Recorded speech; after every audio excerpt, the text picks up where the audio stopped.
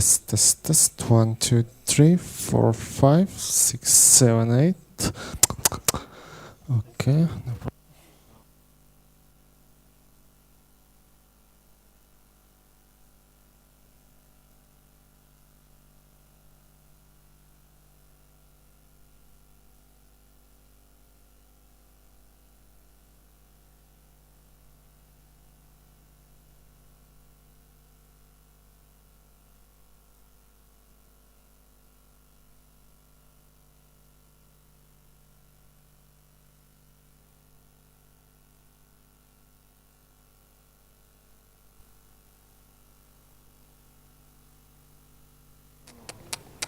Quoi? Test, test, test, test. 1, 2. Voilà.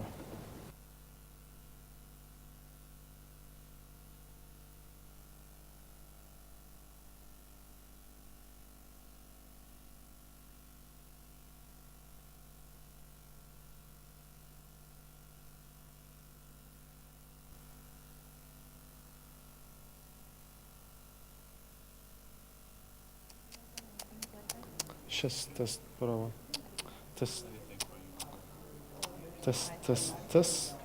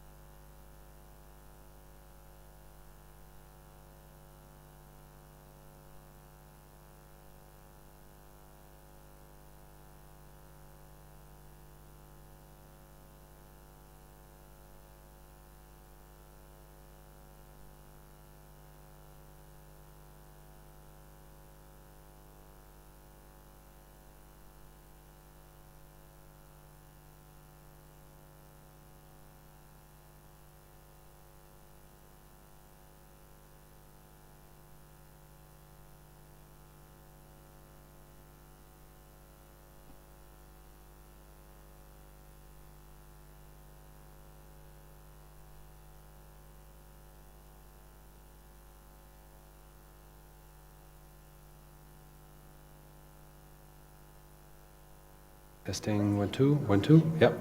Excellent.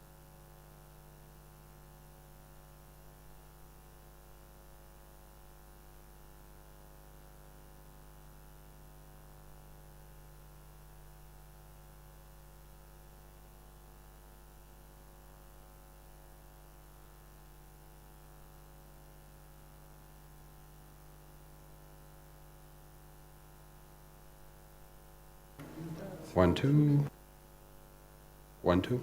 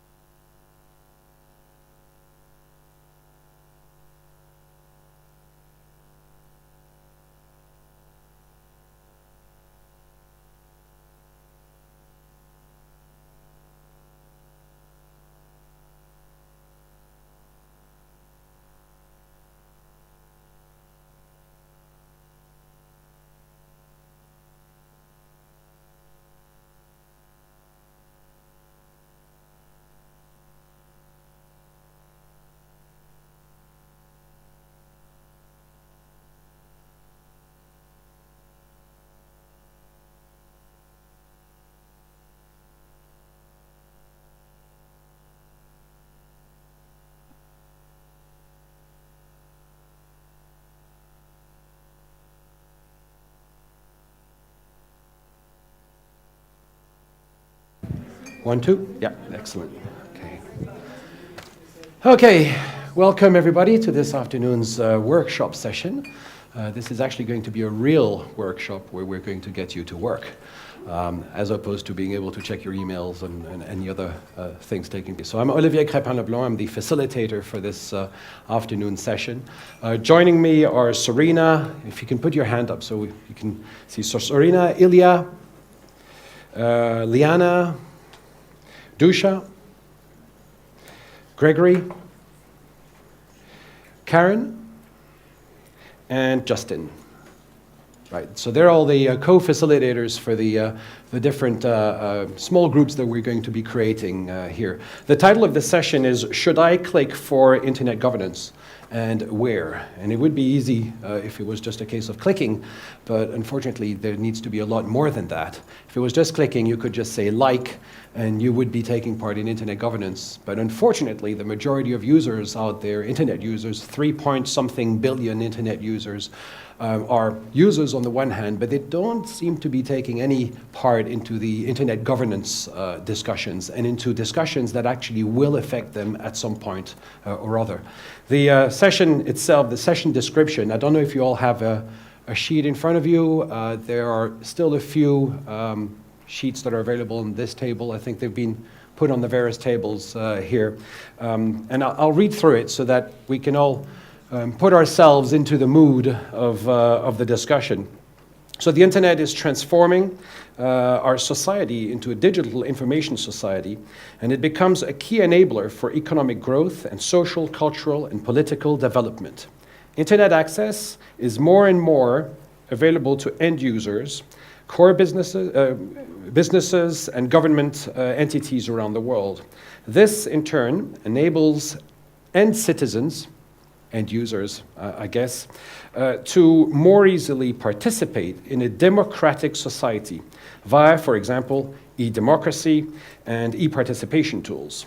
It allows private companies to consolidate and expand their businesses and offers governmental entities the opportunity to communicate easier and more efficiently with citizens.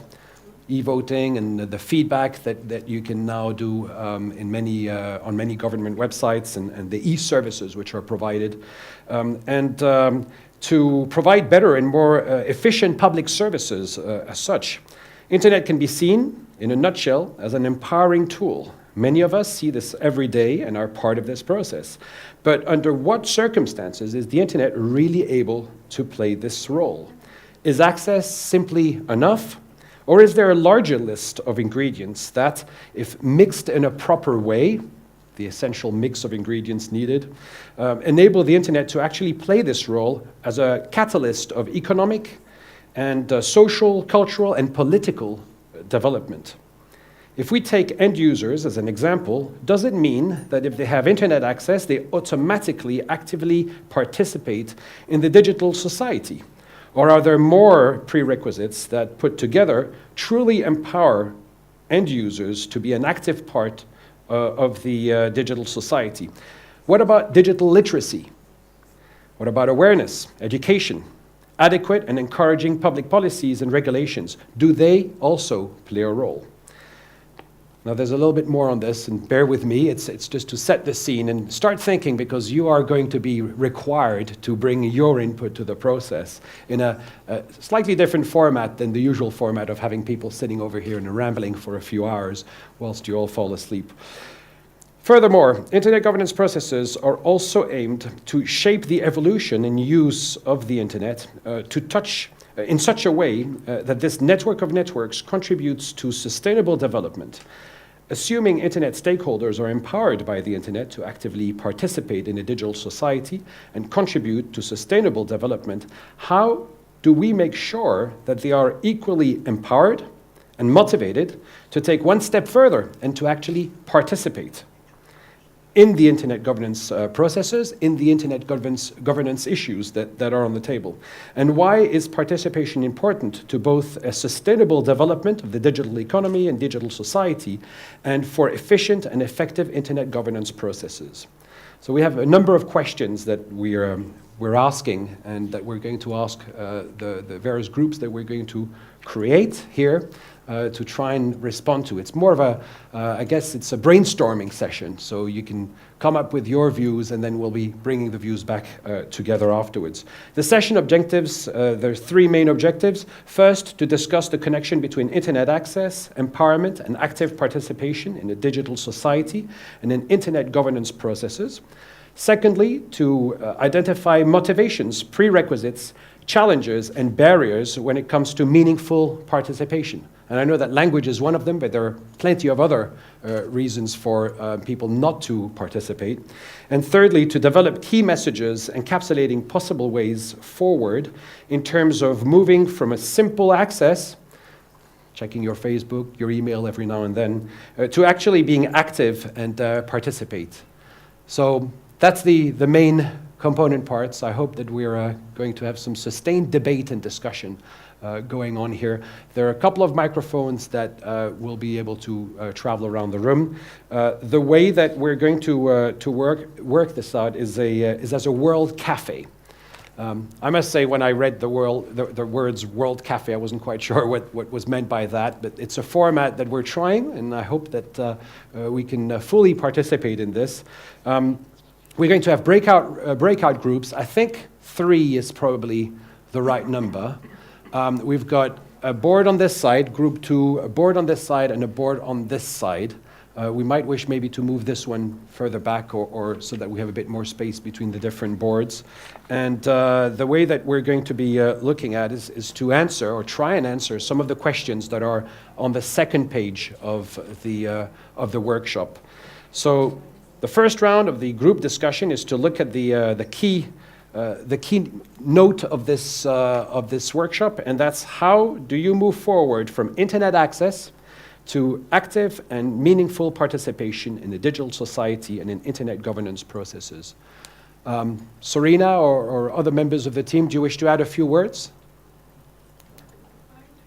No few words. So first thing, I guess we have to group ourselves into equal size groups, 3 groups. Oh yeah, there's some work going on.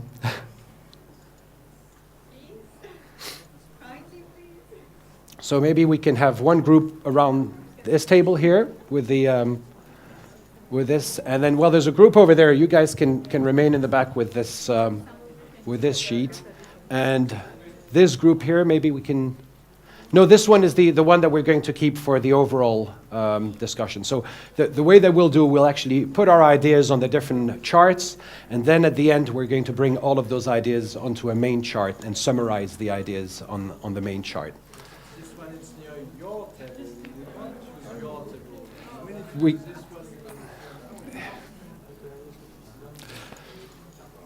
So one group is here, one group is here. Maybe we can bring the flow chart closer. Closer here, yeah. Bring it over here. Excellent.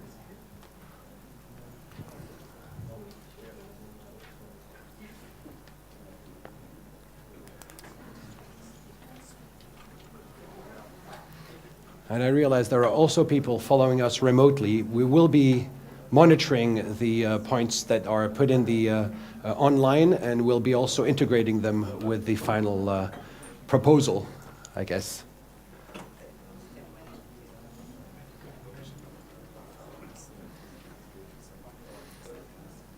Excellent. So a quick introduction of everyone around the tables.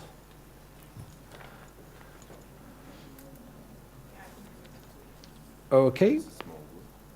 And I guess the facilitators are going to be conducting the discussions in each one of the tables. This is a very busy table. I hope you guys are going to come up with a lot of a lot of ideas.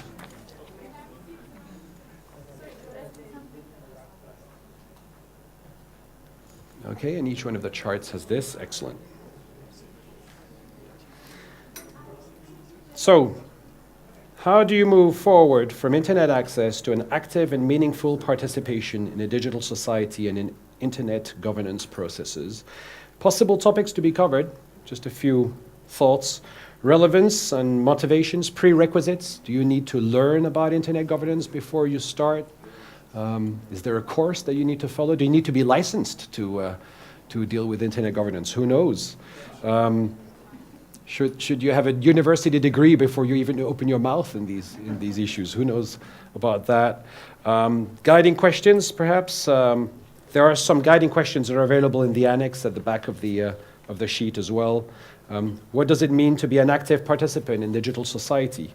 What does it mean to be an active participant in internet governance processes? Are these two, digital society and internet governance processes, two different things, or is it the same thing that we're speaking about? And there's a number of other questions over in the back. So I think I'll hand it over to our table facilitators and get working. And there will be a reward at the end for the best table. We haven't worked out what yet, and we yet have to find the sponsor for that. So if you are a sponsor, please also volunteer for this. Thank you.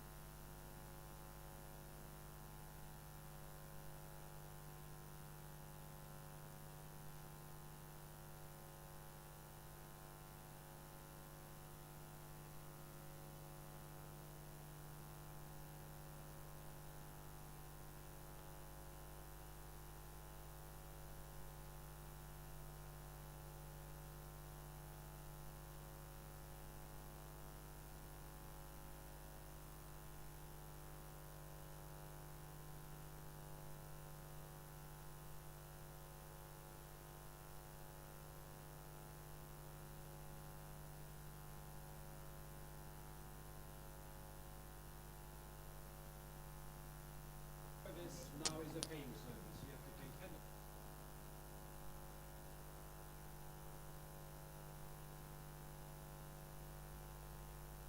Really need to be that it hurts people in terms of money, but also that they see some sort of, hey, I'm being swindled out of the full internet experience here.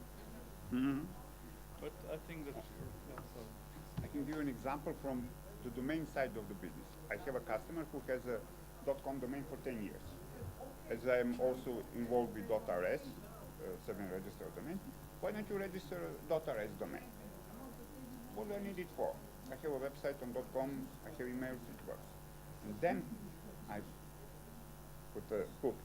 What if someone else, do you have a protected name on the server market? No. So anyone and your name, .rs and .co.rs is free. Anyone is available, anyone can register it. If someone from your competition, and you have a well-known name in the market, registers .rs and .co.rs and start, and you see them on the first Google page, would it hurt you? There was no more discussion. I don't think How people much think is of it? it that way. They think This of one is 13 corporations. euros, this one is 7 euros. Give me immediately. Yeah. I don't think as individuals we think of it that way. We think of like that, those type of those domains for like corporations or businesses, right? We don't think of ourselves as a brand. But this was the mechanism. Right. When they recognized their interest, immediately they understood everything. Let's try to go around the table, see how this corner of the table. I know Christopher's about to say, perhaps you would like to say. You've already said. He what kicked you- us off. Yeah, you do have the green shirt that goes with the mug. What about the lady next to you? Okay. Not much to add, actually. I think that most of what has been, this we're discussing has been mentioned. I must say you've written more on the chart than any of the others so far, so. Can I pose a question? So the discussion was like a lot of internet governance people tend to think users are dumb. I think that was the word that the table used. No, not down. But based on the conversation, it seems like they just don't care until it directly affects them. Is that a fair statement? No, of what we they are not discussed? aware. Being not caring is, you see a puppy with a broken leg, you just pass by it. That's when you 5 minutes. But if you haven't seen We have it, another you're not 5 aware, minutes. So they're not aware. And then we'll go to the next stage. Can I also add something? Isn't there a fear that if internet becomes too democratic, there will be a balkanization based on cultural values of different geographic regions? But it's not like that. That's not happening now. We're just not addressing it in But a the governance multi-stakeholder side way. will also become like Would you that. please, as I'm I'm not the citizen of Balkan, what do you mean by balkanization? Apologies for you. This was not meant. This was like Fragmentation. Yes, fragmentation. fragmentation, then let's use that word, okay. Oh, Oh, that means that we'll go. No, it's, Oh, that maybe means that we'll go to sing guest house and listen a lot of music. So a very good example could be Indians are generally quite happy for search requests to be blocked by the government. As the service said that if the government says things should not be searched by Google, the Indian populace generally is quite happy. Government generally takes the right decisions long term. Out here, Europeans would most probably oppose the government doing that. So if they allow complete end user freedom, won't we end up with a system where some places governments or a society might have more factor on that than as it is right now? I agree with you, it is already happening to some extent. Yeah, but why is the reason? I think that as human beings are not so different. What are the social circumstances that actually shape the opinion of the population in India? No, I understand. We are not going to be able to change the social circumstances, but if we allow this to proliferate, won't they start affecting internet rather than the vice versa, which is happening right now? Just food for thought. I don't have a solution. But I just took India as example because it's the same example, and there are more extreme examples in Eastern China. The next part of this is going to be that we're going to mix the tables around, so we're all going to have some retreat by the table. Exchange views with other tables, but what we do need is to have a volunteer in each one of the groups, or volunteer here, who will be basically taking the issues and the points that were made on this table and sharing it with the people that are coming from the other tables. So who's volunteering?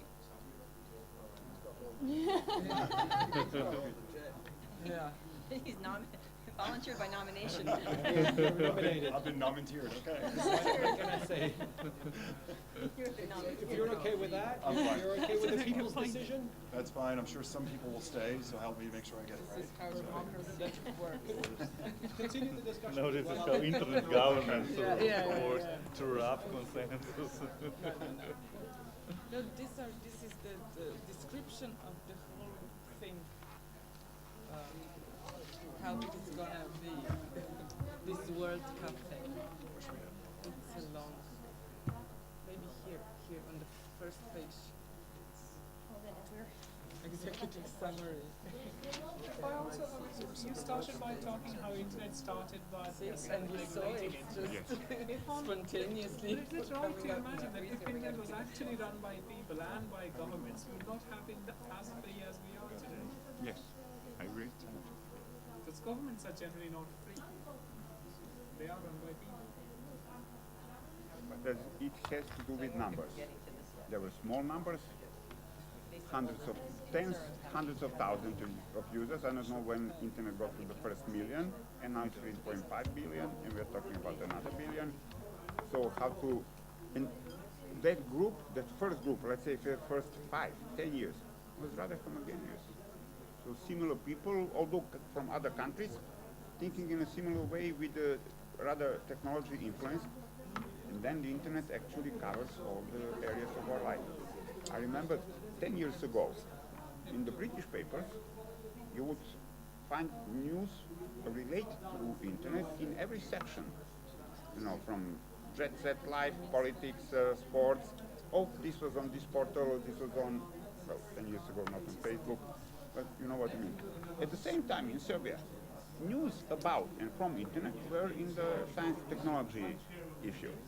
Today, in Serbia, you have on the front page, oh, who tweeted what? Or someone is going through litigation because of the Facebook post, etc. So it has entered everyday life and every aspect of every activity. So then again, it seems to me that internet governance is the part of the governance of our lives in our respective communities, countries, areas, cities, whatever, from local communities to conglomerates like the EU. And how to enable people to make sound decisions. So how do you call that? Good point. But I mean, the whole, how is it called? There's no, I mean, it's not formulation. It's part But you mentioned it, it's not safe. It's a better translation for you to do. It's not fiction. Products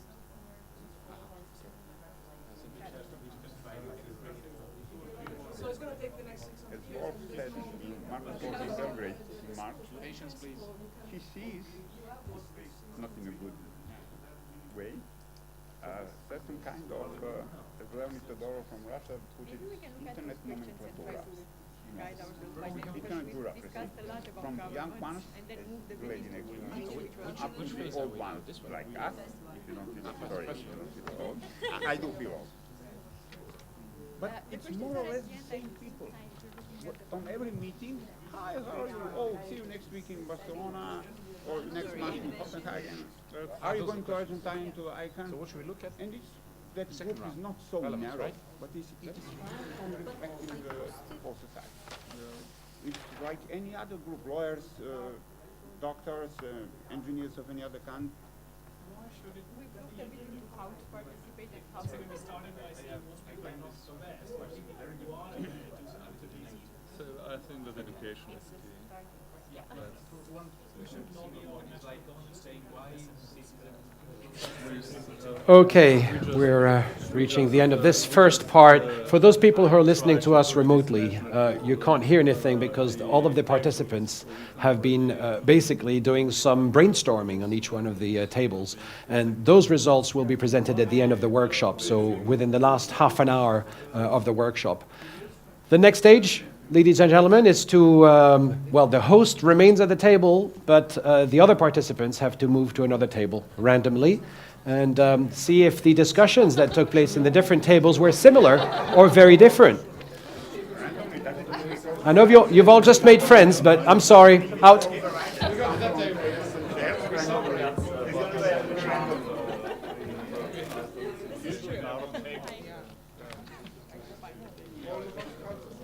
It makes no sense, some people should say. A bit of exercise for everyone. Makes no sense otherwise.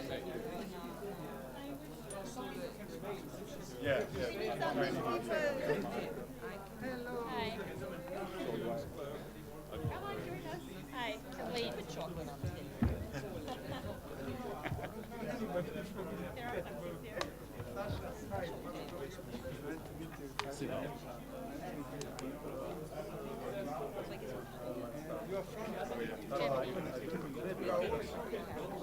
It's a little bit messy with all the power supplies and everything. Choose your table.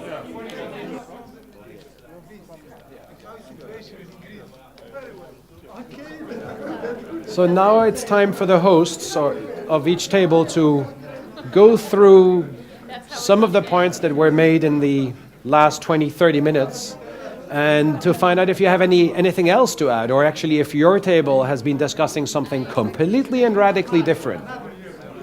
So, Hello, everybody.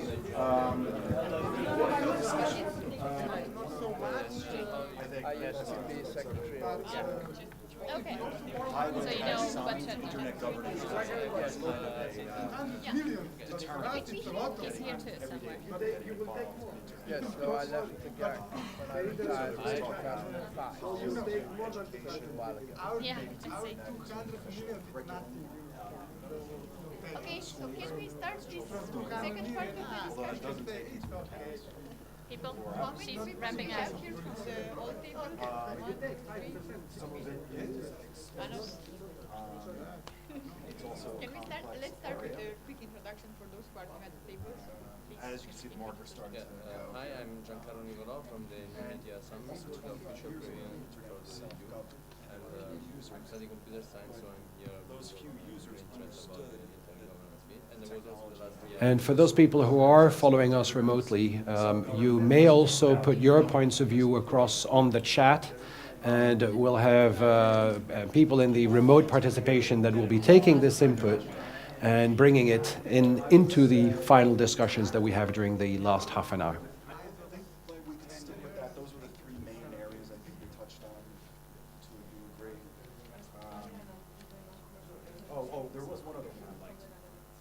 That the discussion was somebody says it's my Facebook page, but it's not your Facebook page, and it was given the equivalent of a hotel room. You can't lease your hotel room, you can't sell it, you can't do anything. It's not yours. You're just bought it. In this case, that fee And is under your very table. strict rules. So my room is 409, but that my doesn't mean I can use it any which way. I cannot sublet it, not to mention sell. And I'm paying for it. And I call it mine. No, it's not mine. It's the same with LinkedIn profile, Facebook page, Twitter account. So now is the time for everybody else who joined to kind of discuss some of the things that were brought up at your tables briefly, and then we can see how everything combines or differences. So my name is Totka from the same ministry. And Were there any key responsible messages for from ICT any of your policy tables? issues. Different, anything more practical or Hi, my name is Sebal. I'm from Ministry of Agriculture. Yes, Education. yes, education. I'm Christopher Wilkinson, English, living in Belgium. I've done various things in the internet over the last 20 years, but more recently associated with the EuroDIG CCTLD registry. I'm Kathleen. I work for the German Foreign Office on internet policies. Thank you. And I'm Serena from Romania. At this table, we looked a bit into why some people, some stakeholders don't participate for the and what are some possibilities. And some reasons for why we don't participate, because we don't have time, because we don't know enough. Would that apply because we don't also have to financial people who are resources, so post-school we age? usually the three main reasons. No, what would be the challenges? One of the points bringing new voices, because there was a feeling that the various internet governance bodies and all organizations you see or like health or all over, physical and fitness. there was this Right? feeling of a need to bring new voices in and make them. So, okay, how about this? who I had to shame into putting passwords onto their phones and computers. So how do we maybe like training class tackle that aspect?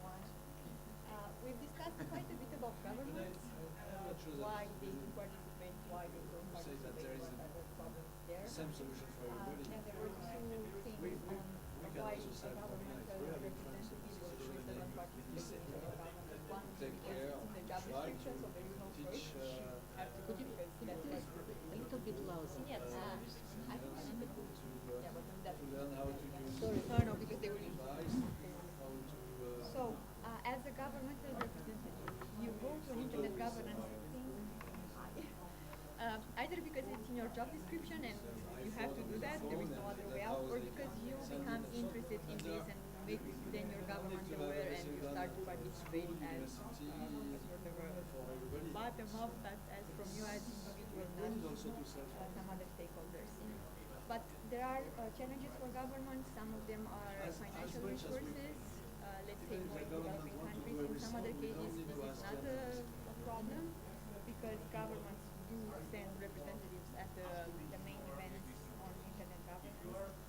Then again, a challenge for governments Sometimes, would be I know, how we do you live in the motivate United your States, and participation because sometimes when they start to the impose, government if you will, some people think that's imposing why would something you into the education whether system, it's taking maybe time away from the just children because learning some math or people science, maybe you know, but it's sort of almost a cultural or generational mindset too. You know, The so motivation was it's a great idea, but then you'll always have the other side of it saying, you know, I want my child to learn more math than internet governance, you know. You're from the States. Are you aware what is the ECDL? But then when it comes to European making Computer decisions, Driving License? body like UN or ITU, Set of courses diplomats go so which there is provide you sort with of basic a skills, but those are not really communication between these two sides. of how to, of what operating system, what is a folder, what is a file, Yeah. etc.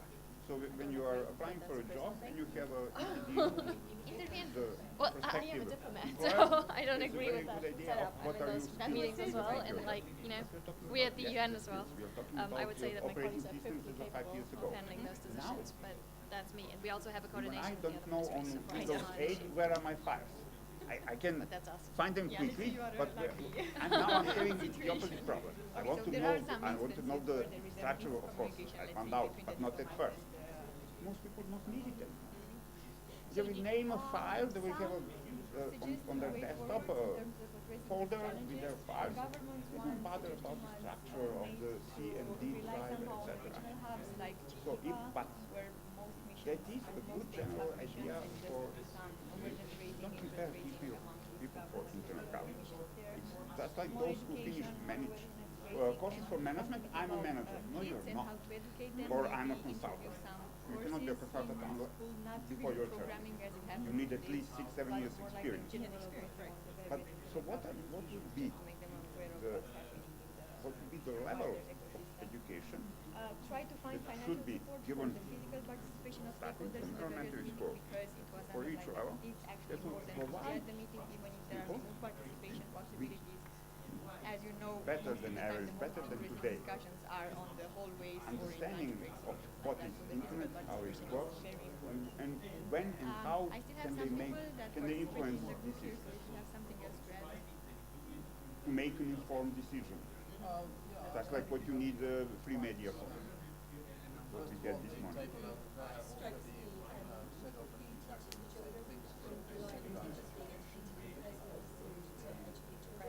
Where you get the education. Right?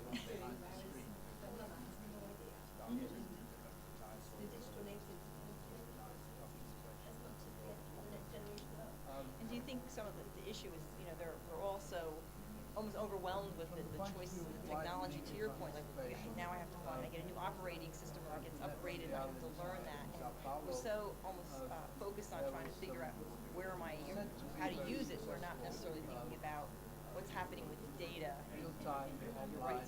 Your point is good, and that's obviously I didn't express myself well.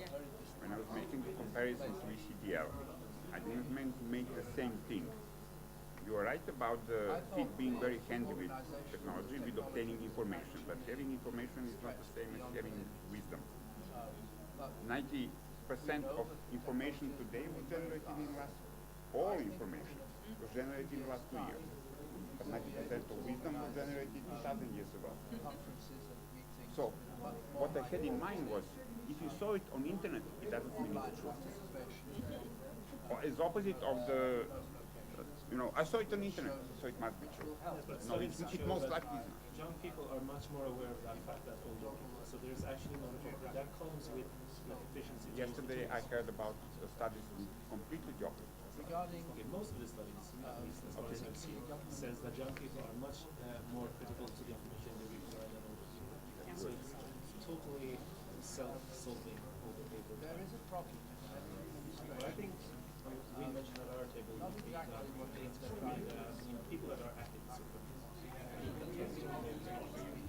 if they want more people involved, we need to act outreach.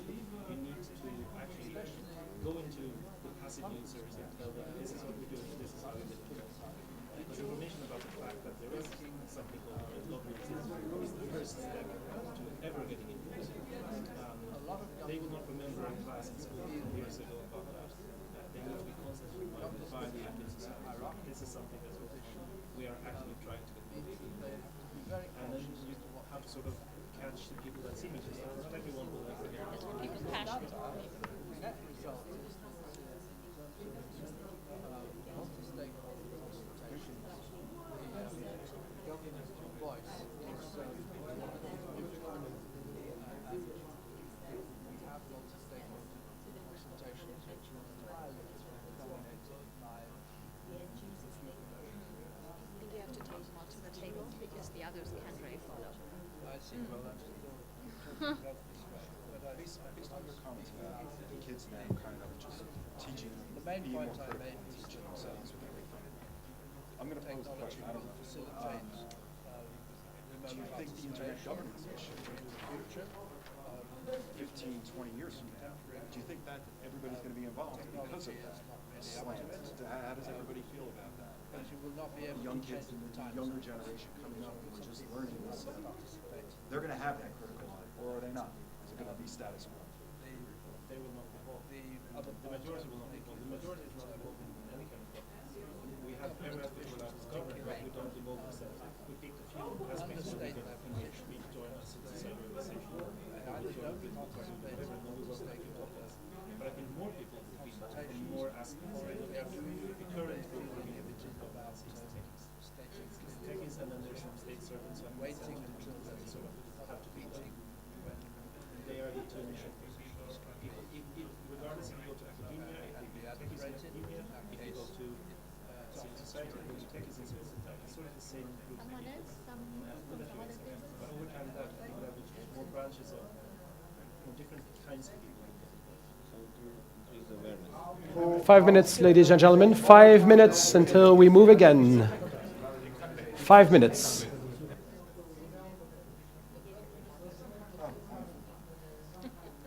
Now that we're at the end, they gave you a better marker.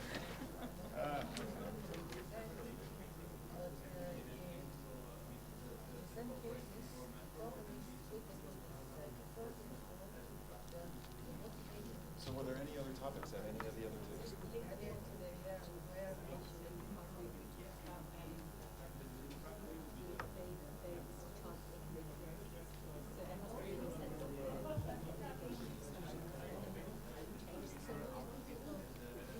Just going back to the education things, it's been a while, but you go to school, you get those kind of clubs that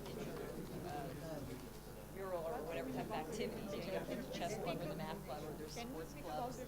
But even at that level, in parallel, are there sort of clubs or activities outside of those types of things going on in schools? And I know that becomes an issue because then there's funding and how that gets funded. Obviously, the United States taxpayers. But just finding creative, innovative ways to sort of start getting people engaged in the topic. But again, the interest has to be there. The passion has to be there. Because everyone, it's not going to be. I would say not the passion for, internet governance, but the person for something in their life, and when they realize that it is that person heavily affected by all aspects of internet, then they will get involved. Like cyberbullying. Yes. Bullying was always present. Yes. Often solved by moving kids to another school. When the kid could start afresh. Yeah, but now the kid moves to another school, to various social profiles. He immediately finds, or she finds themselves in the same situation. So cyberbullying is much more like a new drug. I'm afraid much more dangerous, different, although it's the same thing. So it's a new class of problem. And now parents who are worried are aware that it has something a lot to do with internet and the use of internet by children, by teachers, by themselves. And then they start to search for solutions. Okay, one more minute and then we're moving again. Old analog model. Yes. We used to have a digital footprint in our life or a digital footprint of our certain activities of our life. Right now we are on the border of living digital life. Like the next thing is making driving cars illegal, which is what we see now as an experiment. Autonomous cars will in the end be concluded with the prohibition of driving. You will be driven cars to avoid for your own safety, like when I was driving car, the seatbelt was not a little bit obligatory service. view. So why we are here? Because we As are of 25 years ago, it is right on. So, but mostly what we are going to do is to solve some kind of some problem, some issue related about this topic. And you have different people that have to interact. And mostly of the people, you would like that these people have a educational background that can really understand what they are going to do. But the problem at the moment is that we don't have a standard we are just heating up. Internet, a lot of master and so on. But the real idea about this multi-stakeholder approach is that you have more time to change the world. Give the opportunity to a different point of view. We'll be finished by dinner. Okay. So, I see discussion is still going on all the tables, but we're going to have to move again back to our original tables. We need to work here. We need to work. I wish we had 3 hours for this. And one of the other tables is just about heating up now, so there's still some time to add some more points when you go back to your table and then try and derive a few points. I'll tell you in a second what you next need to do. So we're ready to move? Yes. Yeah, back to your original table. Back to your original table.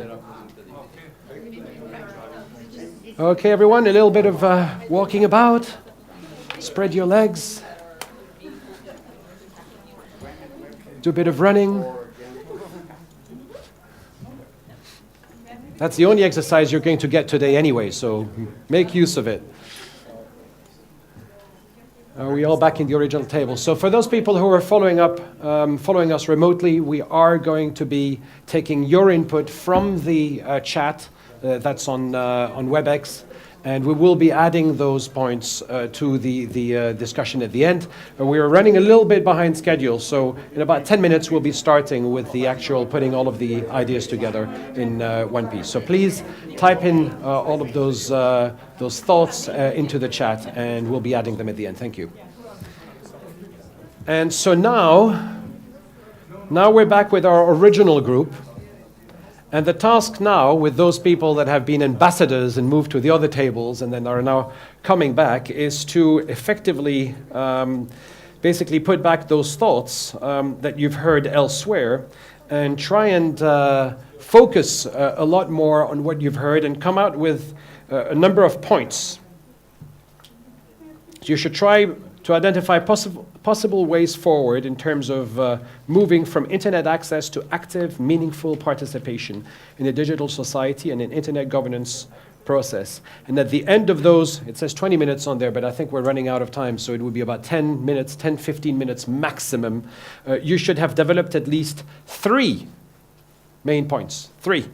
I see that the charts are filled with dozens of points. It's going to have to come down to 3. What are the 3 most important points which you would like to bring over to the final report or the session's end, basically? So 3 points that you feel are particularly important that you might have heard elsewhere or on your table. Then we'll be spending the last 10 minutes of this session bringing all of that together on the chart that's over at the back of the room. And you can get going. And no need to introduce yourself again. These are the same people you saw about 15 minutes ago. So get going. The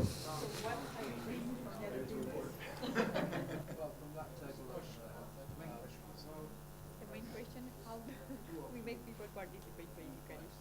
What are the challenges and how do we address them? Yeah.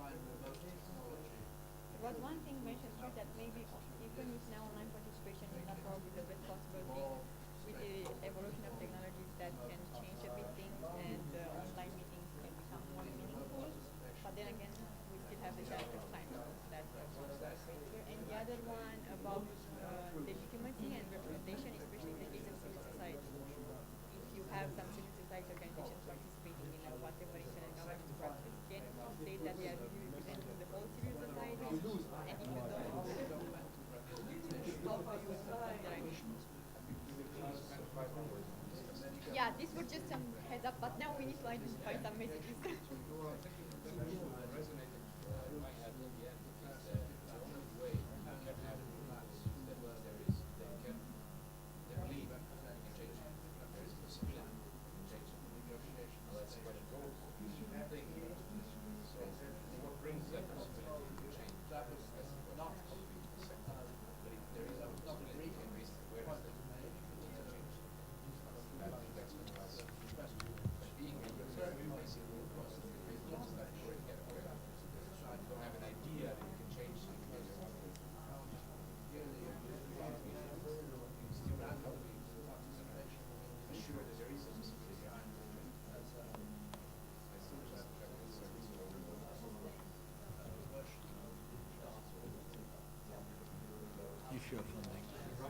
If you are funding, it's nice if you are funding.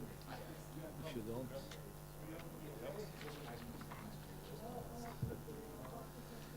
yeah, you know better your computer. We can, so than your yes, phone. Than your phone. yeah.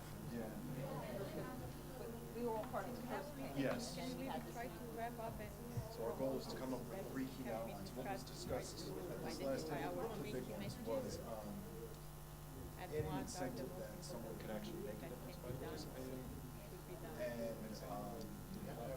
training courses, and that there's a need to self-organize amongst this people who come to these events and do things in order to educate everybody. There was a question as to what level does it start for people and what level of expertise do you have to have. So that was pretty much the main takeaways as far as internet governance when getting people involved in internet governance on the last day. So, Yeah, knowledge, training.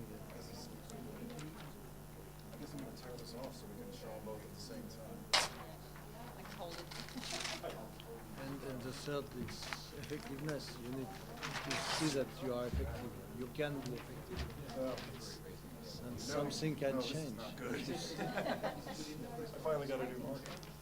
So we had here, Okay. like a 101 requirements class almost. How internet governance is becoming part of the governance in our lives. Curriculum, again, education seems to be coming up. I don't know if that's going to be one of our points. It's a complex process. It's difficult for normal people to participate, take the time, educate themselves. That's exactly my thought. But we are. So this is internet governance crowd. Technically, governments represent the end users as well. We go for the democratic system, so if you're going into the legitimacy debate. It's expensive, that's a barrier. I know what you mean, but it's kind of, legitimacy doesn't make any sense because the concept is like, it depends from where you're coming from. And we're not going to solve that when we talk about participation. We just want as many people as possible to understand what we're doing and to help inform it, basically. So I wouldn't go into the accountability or legitimacy debate because it's not getting us anywhere. and we can't solve it here. So it's really about, I would say that the education training funding is very important, because without that, you can't participate, and you cannot see that you can change things from the first thing without actually being part of it. Because remotely, you'll never see the results of what you do. That's just, you know, you need the network to kind of see the effects. At least that's how I feel. But And awareness. Awareness seems to be a big topic as people get involved and are aware. So, I guess that leaves us pick a few messages out of these. So what does everybody think? 2 minutes, ladies and gentlemen, 2 minutes.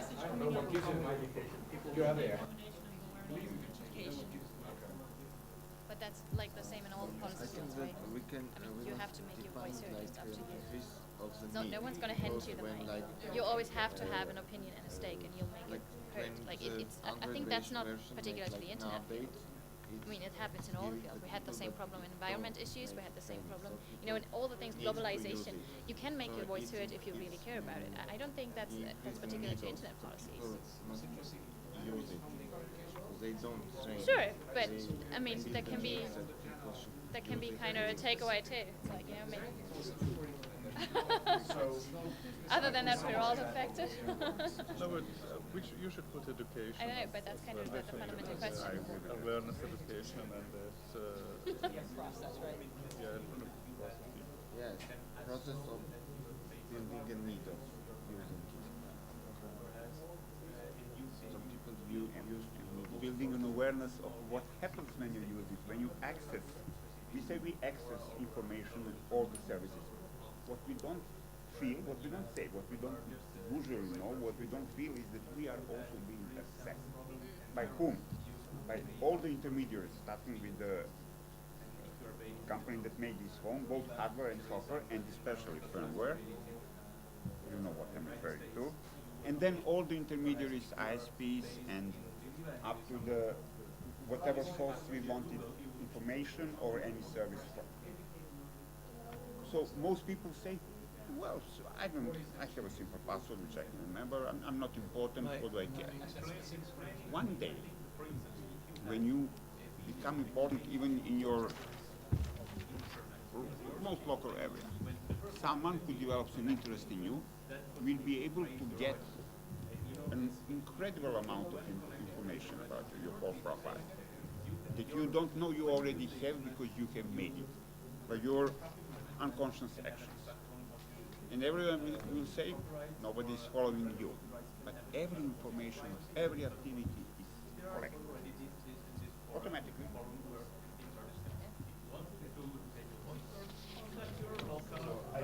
I think it's fair to tie awareness and education together into one bullet point. Yeah, it goes here, so we have it. I suggest the third point is to be recognized from where you are talking. Awareness through education. Means that I love when somebody say, but the government talk about on behalf of you as users, and you don't need to be there. When I start to be involved, I had the government saying that, the CC and SO saying that, I am you are the government. Sorry, you are the government. No, but it's very often that we are talking about we are the voice of all the citizens, and you are part of them, and we don't need you. It's never said like that. The CCTLD saying that we gather the local internet community, and we talk on behalf of the end user also. And we need to be recognized as a voice in this process. And then not just the new people need to see that they are recognized. Yes, it reduces some of the barriers, but when you look at it, a large part of this IT process work because people know each other, familiar with each other, because they're in the hallway. The trust gets formed, right? You can do all the participation that you want, but if you're nobody from nowhere, then people aren't going to pay a lot of attention to you. 1 more minute. Finalize your points, please, ladies and gentlemen. And it's hard to do that. Yeah, but when you say you are a voice because you are a user, it's you have no organization behind you. You are. Yeah, then it's easy to say I talk on behalf of me. It's not the same end like user. when you say Oh, that in yes. and win. Just read it, it can be offensive. Even for the person whom you know, without that wink or eyebrow movement or all that makes the body language.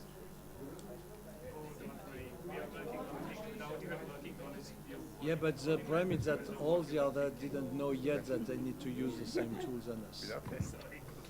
Because it's quite interesting, the discussion today about the summit in Paris about climate change. Oh, but how we can deal with an intergovernmental organization and what to do? Just try to do like we do for internet. But they don't know.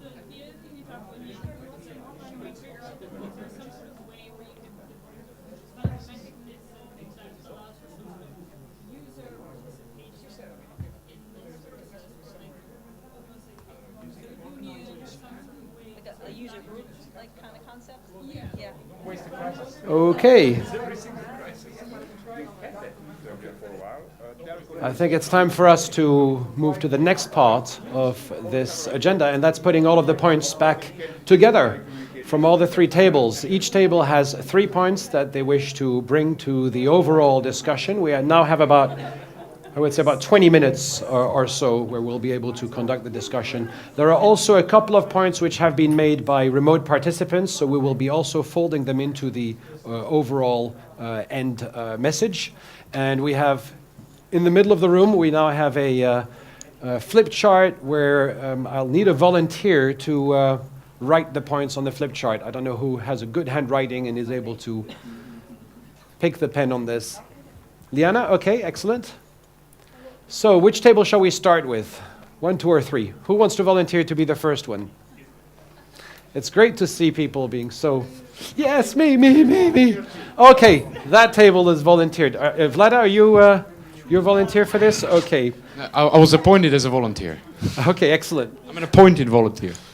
All right, so the 3 main points, what we're basically trying to do here is to put the points across, and then there'll be a discussion among the different tables, and everyone is invited, of course, to participate, use the microphone, and discuss the points of whether you think they're valid or invalid, or they should be strengthened, or they're really, really important. Vlada, the floor is over to you.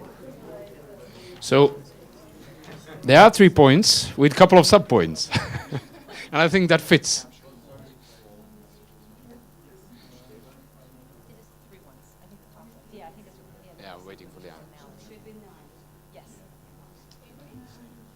Should we start? Okay. Liana, yes, we can start. We'll start with Vlada, and then we'll get the remote participants to, so we'll get a reading of what was said remotely, and then we'll continue with the other tables. Over to you, Vlada. So, 3 points with a couple of sub-points. The first one is possibility to change. So the users need to see the possibility to change. They have to see the possibility to deliver the change. They need to be able to see the results. So it's a way, in a way, it's the users need to see the possibility to impact, to change. The question is how, we don't know it, but they simply need to see that possibility in order to be more active. So are you saying it's the possibility of them having an impact in right. the final But they need result? to see it. They need to see they it. need So to it's see demonstrable that impact on what they're they saying. need to see the results of their involvement in a way, right? So the results kind of. The second one is the ability to participate. So there is different ways that you can assure that people can actually participate, because if they wish to participate and they can't, it doesn't help. So ability to participate, which includes probably first and foremost funding and education and knowledge. Probably more, but funding and education and knowledge as first as the ability to participate. And then are you catching up? Okay. And the third one is, how do we put it, Sebastian? Where is Sebastian now? Recognition of all stakeholders in the process. So that means that on whoever behalf you're talking, whether you are a representative of a government or a CCTLD or a company or merely a user, you should simply be acknowledged as a stakeholder in that process and listen. So in a way, you have to have the right to say from whatever stakeholder you come. So those are the 3 points. With a short comment that we at the end wrapped up, that we realized that almost none of these is specific for internet. That all of these are kind of probably unique, general for all the processes, climate change or whatever. So we are hoping for a Nobel Prize for this. And that there might be one specific thing that you might add as a 3.5 is the use of crisis. So when the internet is down, everyone knows that. When there is a catastrophe in New Zealand, not many people will care. But if the internet is down, all the users are going to take care about it. So kind of use the crisis, don't waste the crisis, is probably one of the 3.5 additions to it. And I'll stop here. I think, I don't know if I said everything. Huh? That's it. Thanks. Thanks very much for this, Vlada. Well done. Does it actually mean that we basically, if we want more people in internet governance, we should switch it off for a day and find out how many people go out in the streets and bring it back, bring it back? Okay, we have a couple of philosophical tweets that happen online, and we'll turn over to that. Yeah, it's literally 2 tweets, very philosophical. When you stare into the internet stares back into you. And having information is not the same as having wisdom. So this is kind of food for brain. Having information is not the same as having wisdom. That's an interesting thought. Okay, we've captured this. Yeah, I think that this one is, having Internet. not the same as having wisdom. All right, let's turn to the table that has a mic, which is the table that has a mic now. There's a microphone here. Let's bring it over here. And who is going to be the lead person? Grigory. And here's the microphone. Thank you. We have, I think, not very far ideas from our neighbors, but our definitions are very short. I don't want to tell more about our decision. That's it.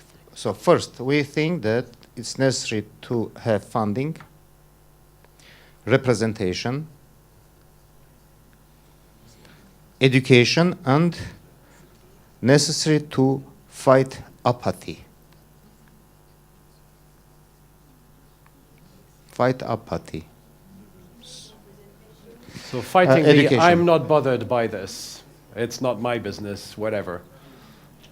Fighting apathy. But yep. Just the decision of the people. Good. No, it's good. It's good. Okay. Second is what is it? Improve. Improve. Involve the multi-stakeholder model to be more inclusively.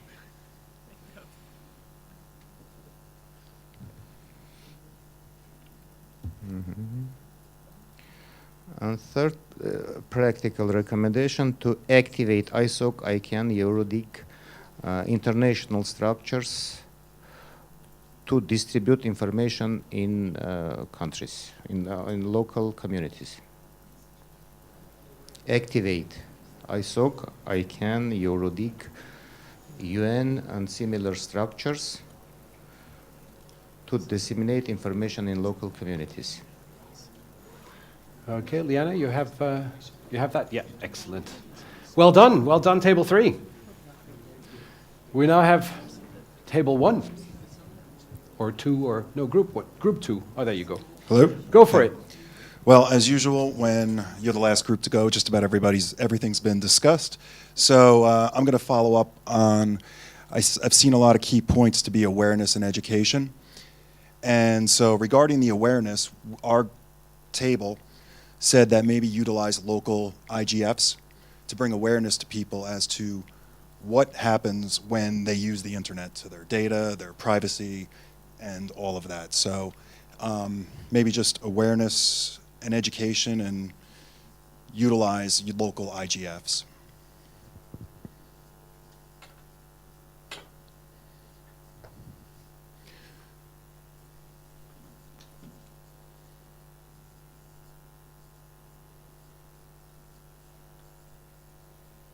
And then also we had another one, develop a mechanism for a users group.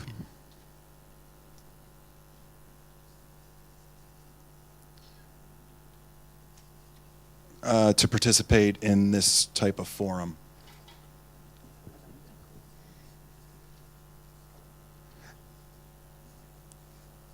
And then I'm just going to add one more that our table had because our other ones were taken. So we had this internet governance space is very complex. So find a way to make it simple for everyday people who are not involved in this space to understand it.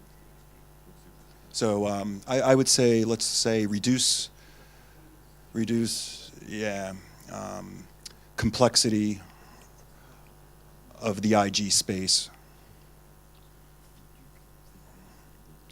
for everyday people. Kind of like our friends and family who have no idea what we do when we come to these places. So. That's great. It's good that you mentioned friends and family. I'm not quite sure that some of us know what friends and family are, but I guess friends and family are here. Okay, so now we've got all these messages. I think maybe if we can put them next to each other, so I don't know if we can kind of take some of the sheets down from here and put them across in the other sides. Require assistance on that. Are there any reactions by anyone to these points, which were all discussed pretty much independently, but I've seen some collusion and some certainly points being quite similar with each other. Anyone willing to provide us with some feedback as to what they see? Is this surprising? Is this something that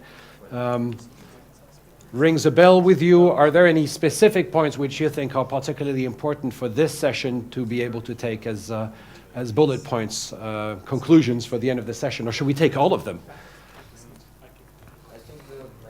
If you can use the microphone, please.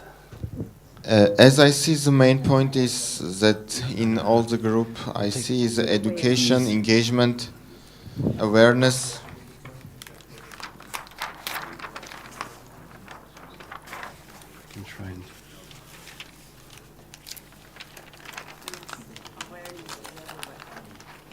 So awareness is everywhere, okay. Education, awareness, engagement.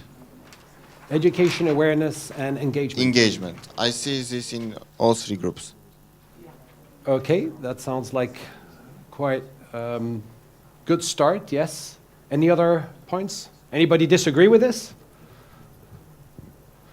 Nobody disagrees. Does anybody agree with this? I see a couple of hands up, at least a couple of people are up. Christopher. Well, certainly the educational aspect is essential. I think it's necessary to bring everybody up to a knowledge of how the internet works on a par with getting a driving license. But my main point was about participation. I don't think people will ever have enough funding and time to go to all the meetings. I think it would be important to improve remote participation. At Net Mondial, we saw a sort of prototype of remote participation. It worked a bit some of the time, but I was sufficiently convinced that within a few years the technology of remote participation would be vastly improved and would facilitate participation globally. Bearing in mind the time zones, so you still have to participate in the middle of the night if you really want to. But that would be my suggestion. A gloss on what we've already said. Yeah, so the next topic will be how to make the world flat, I guess. No, the interactive the interactive videos between Sao Paulo and Ghana and Chennai and a few other places, they actually did work some of the time. The use of local hubs and so on has been local discussions, local hubs feeding into the process, perhaps. Well, I didn't comment on Internet of Things. If you want to add Internet of Things to this list, that's for somebody else to. It's a bit late in the afternoon. No, that's a bit late for this. Bring that one up. Any other thoughts, Vlada?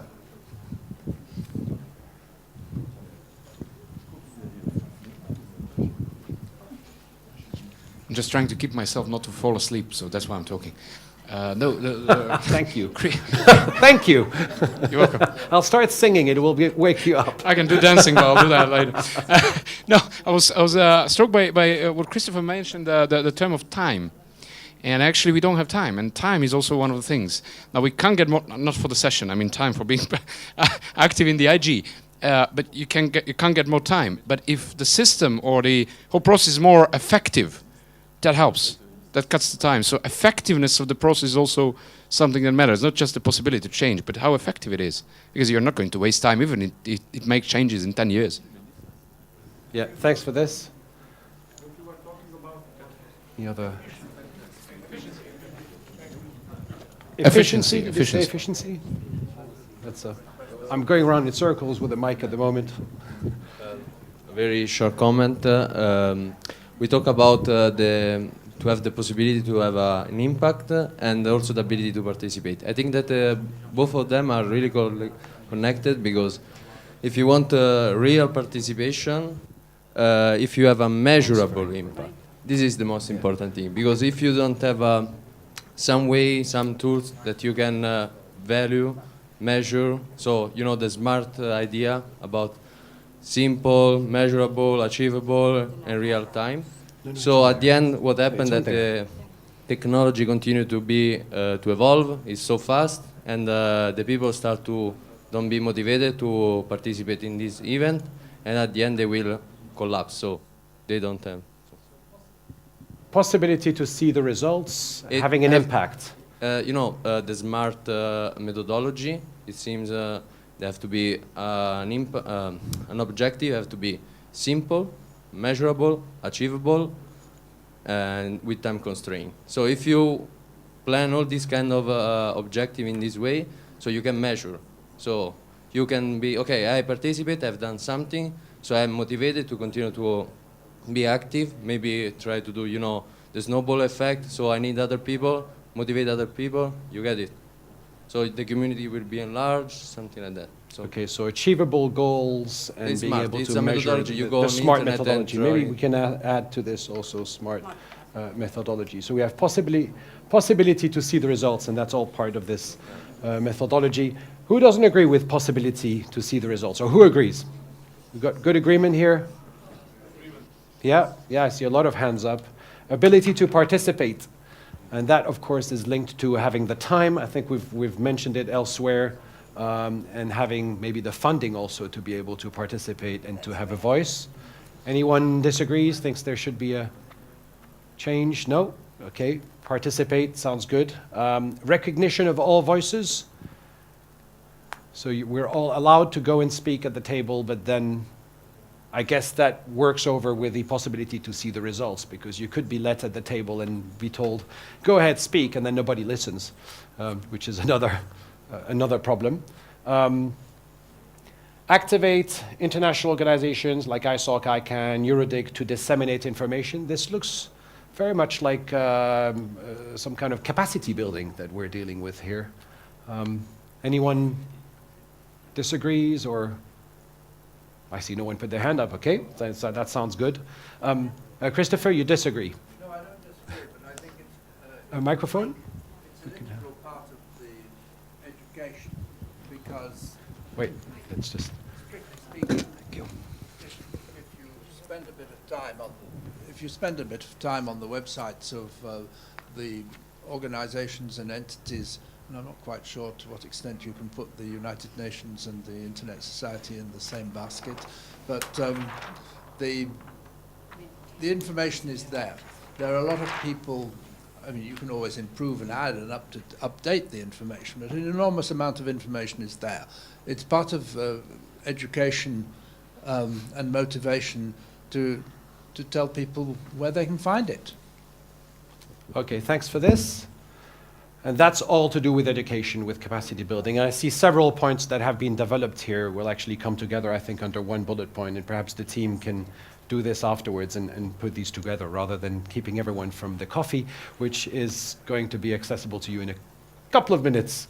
Then we have having internet is not the same as having wisdom. Any thoughts on this? Internet and wisdom. that came in from the net. That perhaps is just a philosophical view of the overall points. Have funding, representation, and empathy. I think that probably relates back to the first points that we had here. Seeing the results, being listened to, and being able to participate, both financially and also time-wise. And finally, evolve the multi-stakeholder model to be more inclusively participating. That could well be an overall overarching scenario. Okay, well, I think that's a pretty good set of bullet points that we have and pretty good set of results. It's all come down from you, so thanks to all of you for having participated in this workshop.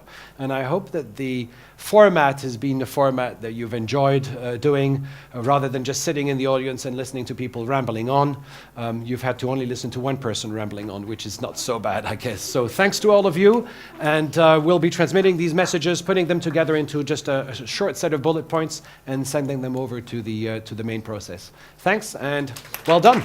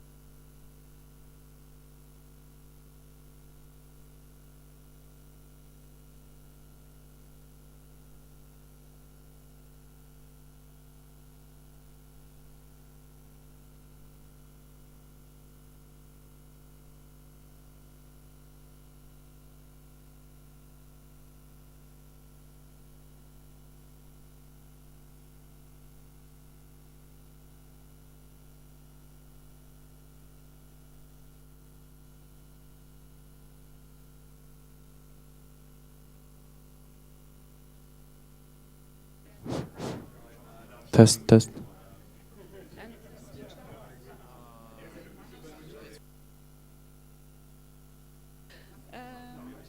Okay. Okay. Yes. Okay. So we have. So I think David start with introduction. Okay. May I ask you? Now you can just sit here, whatever you prefer, actually, because we can organize it. Do you prefer to sit here or to see the presentations? I think we should stay here for the questions, but we can stand up for the presentation. Here. You stand up here. But the question.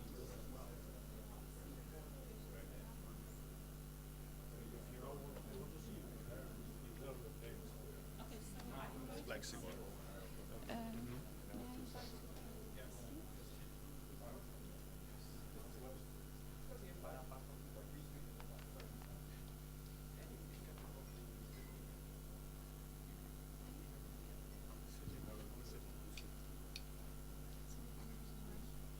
It's on. In my. Sorry. No. Exactly, that's what I thought, even though I wanted to stay in this. Goes power and then all the. So, yes, please, if you can have a seat, if it's okay with you. Thanks.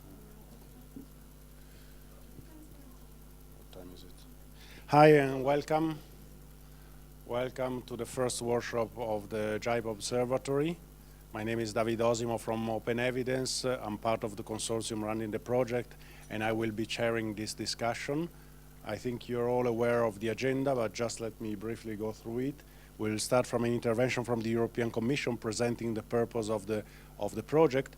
We then have a presentation from Luis from CTIC about the actual how the platform is designed at this stage. And then we have three notable experts bringing their knowledge about three issues which are core to the development of JIPO.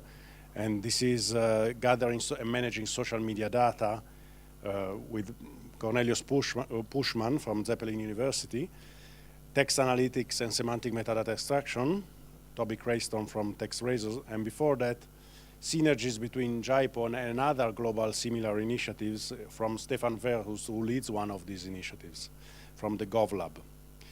So that's all. We have plenty of question and answers time, and we also have three separate sessions where you will be asked to take an active part in the design of the JIPO. There will be three sessions around the three topics of the speakers, or generally around these three topics, and your active involvement is very welcome. This is a workshop not to present what we did, but to listen to you. This is the main purpose of this workshop, and actually the presentation have the major goal of inspiring your reaction and triggering your feedback. So that's how we design not only this workshop, but the overall JIPO project. Obviously, as you all know, Kasia is behind this workshop, so thanks a lot. And I leave the word to Christina from the European Commission to introduce the project. And you all know that we are being web streamed and the world is watching us. Thank you, David. I think I'll need to stand up because the presentation is just behind me. So thank you very much for taking part in this first physical seminar on JIPO. The main idea of my presentation is really to briefly set the scene, to explain what we are trying to achieve, and then I will leave the floor to the experts to go into the details. So let me see. No, okay. So what is JIPO? JIPO is intended to help you monitor internet-related policy developments to improve and share knowledge among all interested parties across the world. So JIPO is really inspired by the idea that also in internet governance we should make full use of available technologies to improve the knowledge, to share the knowledge on internet governance. So The idea, of course, is not new. For instance, already in 2012, the working group on improvements of the IGF made a recommendation where they said that the establishment of an Internet Governance Observatory is something to be encouraged.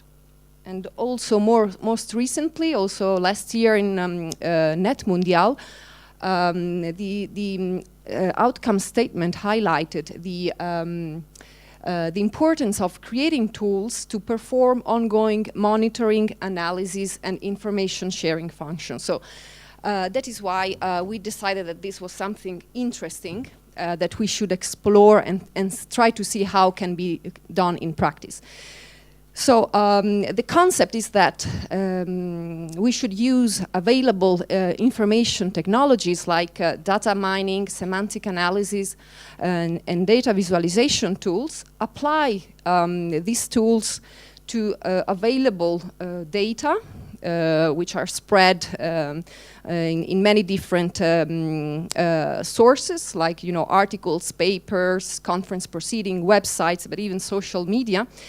And we would like to have a tool to basically perform three main functions in an automatic way. Also, the automation aspect is something which I think is very important to highlight.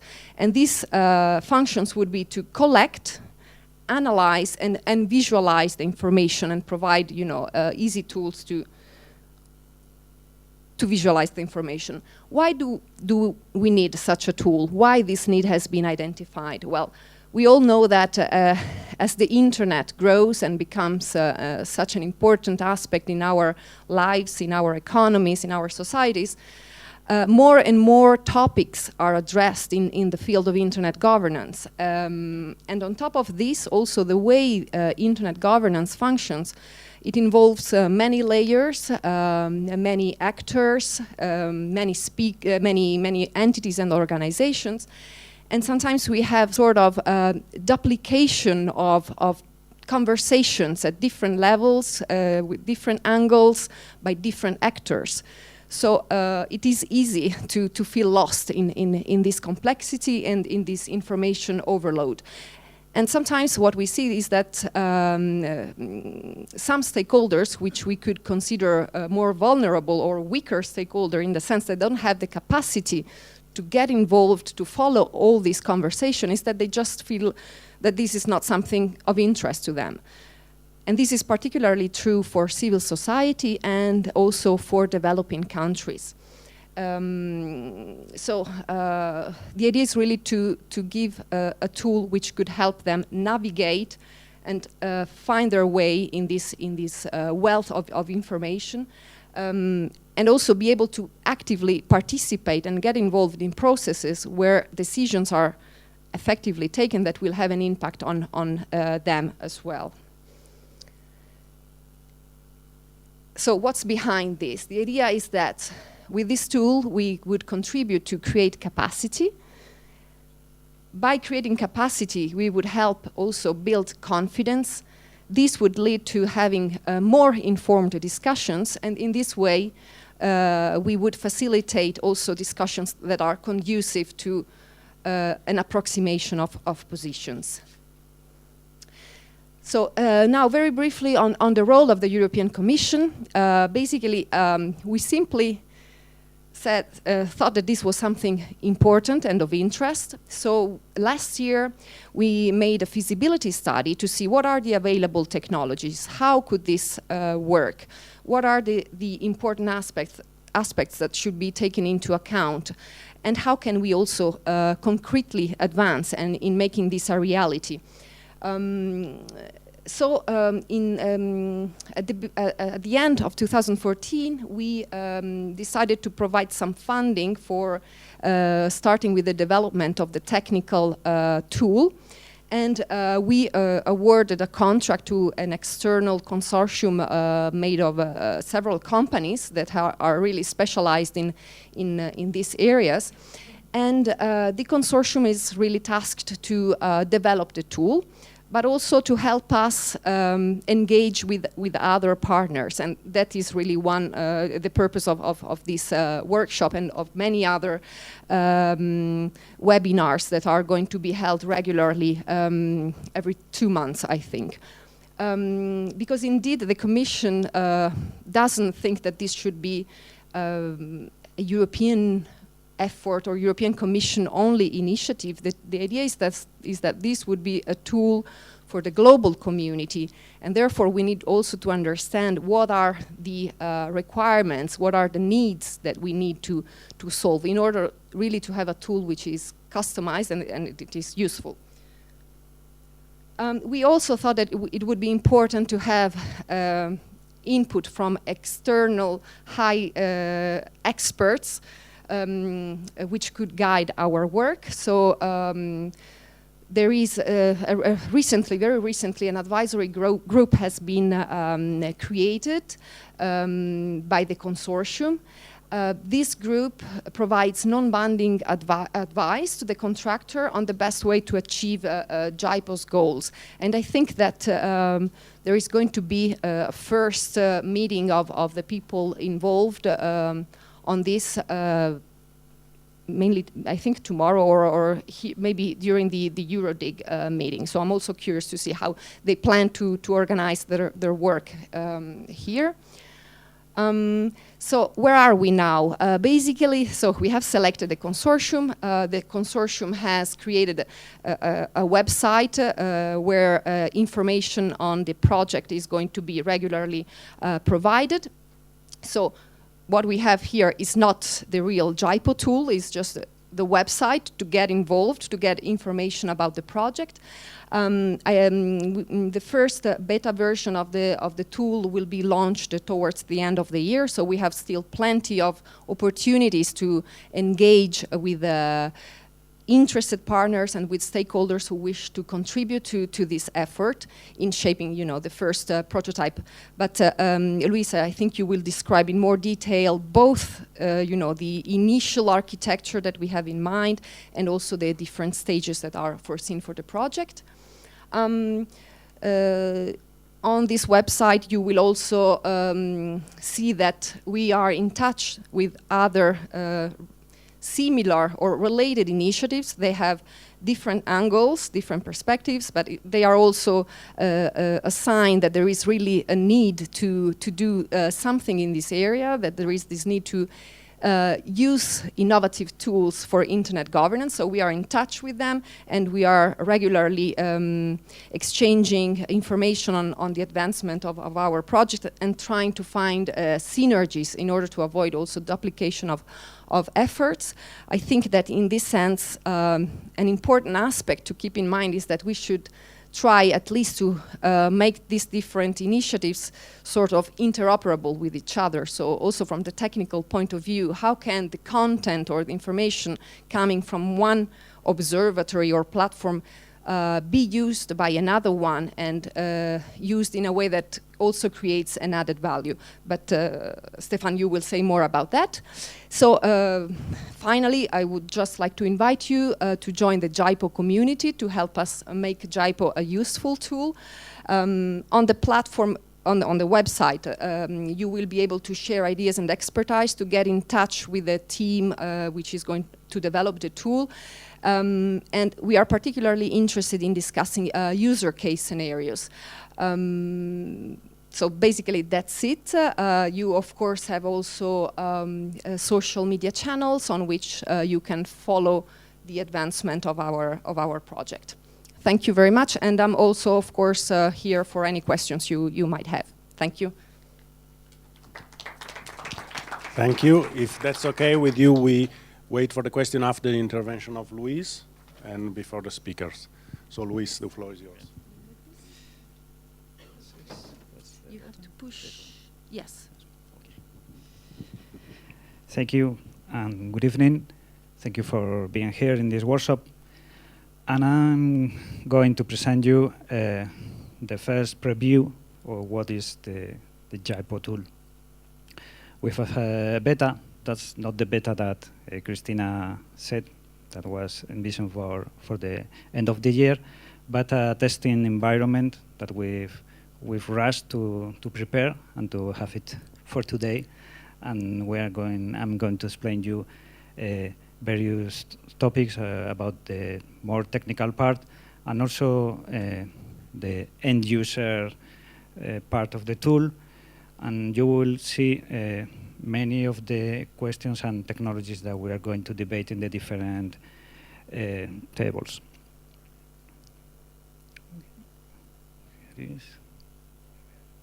Here we are.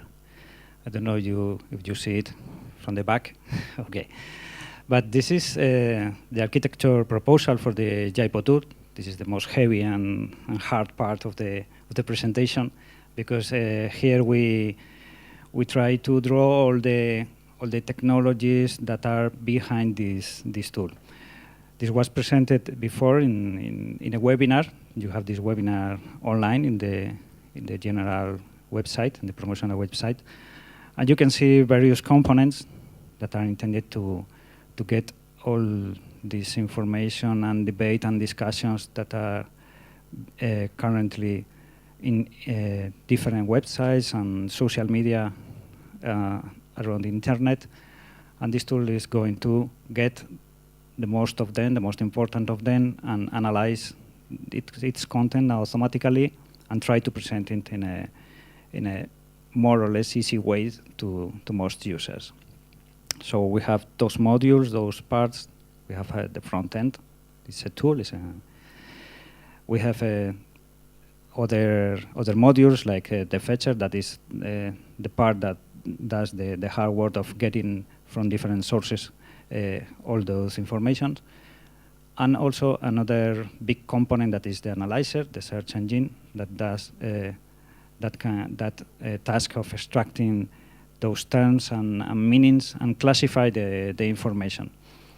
And around them we have some other modules like the balancer and visualizer and the JIPO API that are more or less auxiliary modules that deals with things like scalability and also trying to render the information and data in a more understandable way for the users, and also sharing that information only for other observatories and in a programmatically way. So what we have now? Now we have this. We have the front end. You are going to see some screens. We have only a basic functionality of the fetcher, that is getting content from RSS ATOM feeds, like web syndication for you that you know. And we have the analyzer with an external semantic service that can extract those terms and contents from the information gathered. We use an external service that is OpenCalais from Thomson Reuters. And that we have also tested the balancer for scalability and another technology that is Apache Solar with Zonekeeper, and with 2 instances we've tested it, and they go well, but we have to scale it up really and do it with more machines and more servers to try to be prepared for the big amount of information that is expected. So this is the login page of the JIPO tool. We have a login page because this is a closed beta. This is only a test environment, so only a few people by now have access to it. The future JIPO platform will not have login. You can enter as an anonymous user and you can interact with the JIPO tool, unless you want to have your own dashboard or your own data visualizations, and you want to retrieve them and save them. If you want to save them, we have to ask you for at least some information, but it's only optional.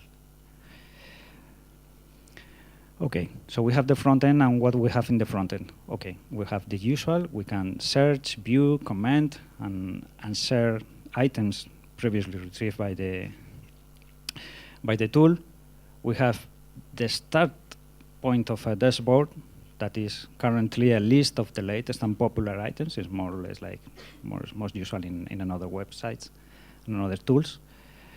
You can also view the information, the sources, where the original sources, and also the most important part is that you can see the reasoning, the filtering, the algorithms that is behind the tool, because you can see how it works, why the tool gets some content and not others, and things like that. There's also some parts like adding new sources and maintaining that filtering algorithms that are also prepared, but in this case only JIPO authorized users can alter them. Regular users can suggest changes, can comment, can debate about it, but there has to be some sort of admin of the system that has to validate those proposed changes and finally changes. But it's also done in a transparent way, and users will be informed. So here's the front end we have now, the tool lists of information. We have the latest contents gathered by the tool from those sources, and the popular contents based in views, in votes by the users, in comments. You have those to list by now. What we have pending, we have no data visualization. We do not have at this stage a map or another sort of graphic like can represent the different themes and the volume of them or things like that. And this dashboard currently is not customizable by the end user, but it will be. The user will have the power to define his interest or searches and also his graphics. The front end, this is how an individual item is displayed, where you have the options to obviously view. This is the view. You have a button for sharing this information in your social media or by email. You can vote up or vote down about the information that helps the tool and the users to improve the quality, and you can also comment directly the content.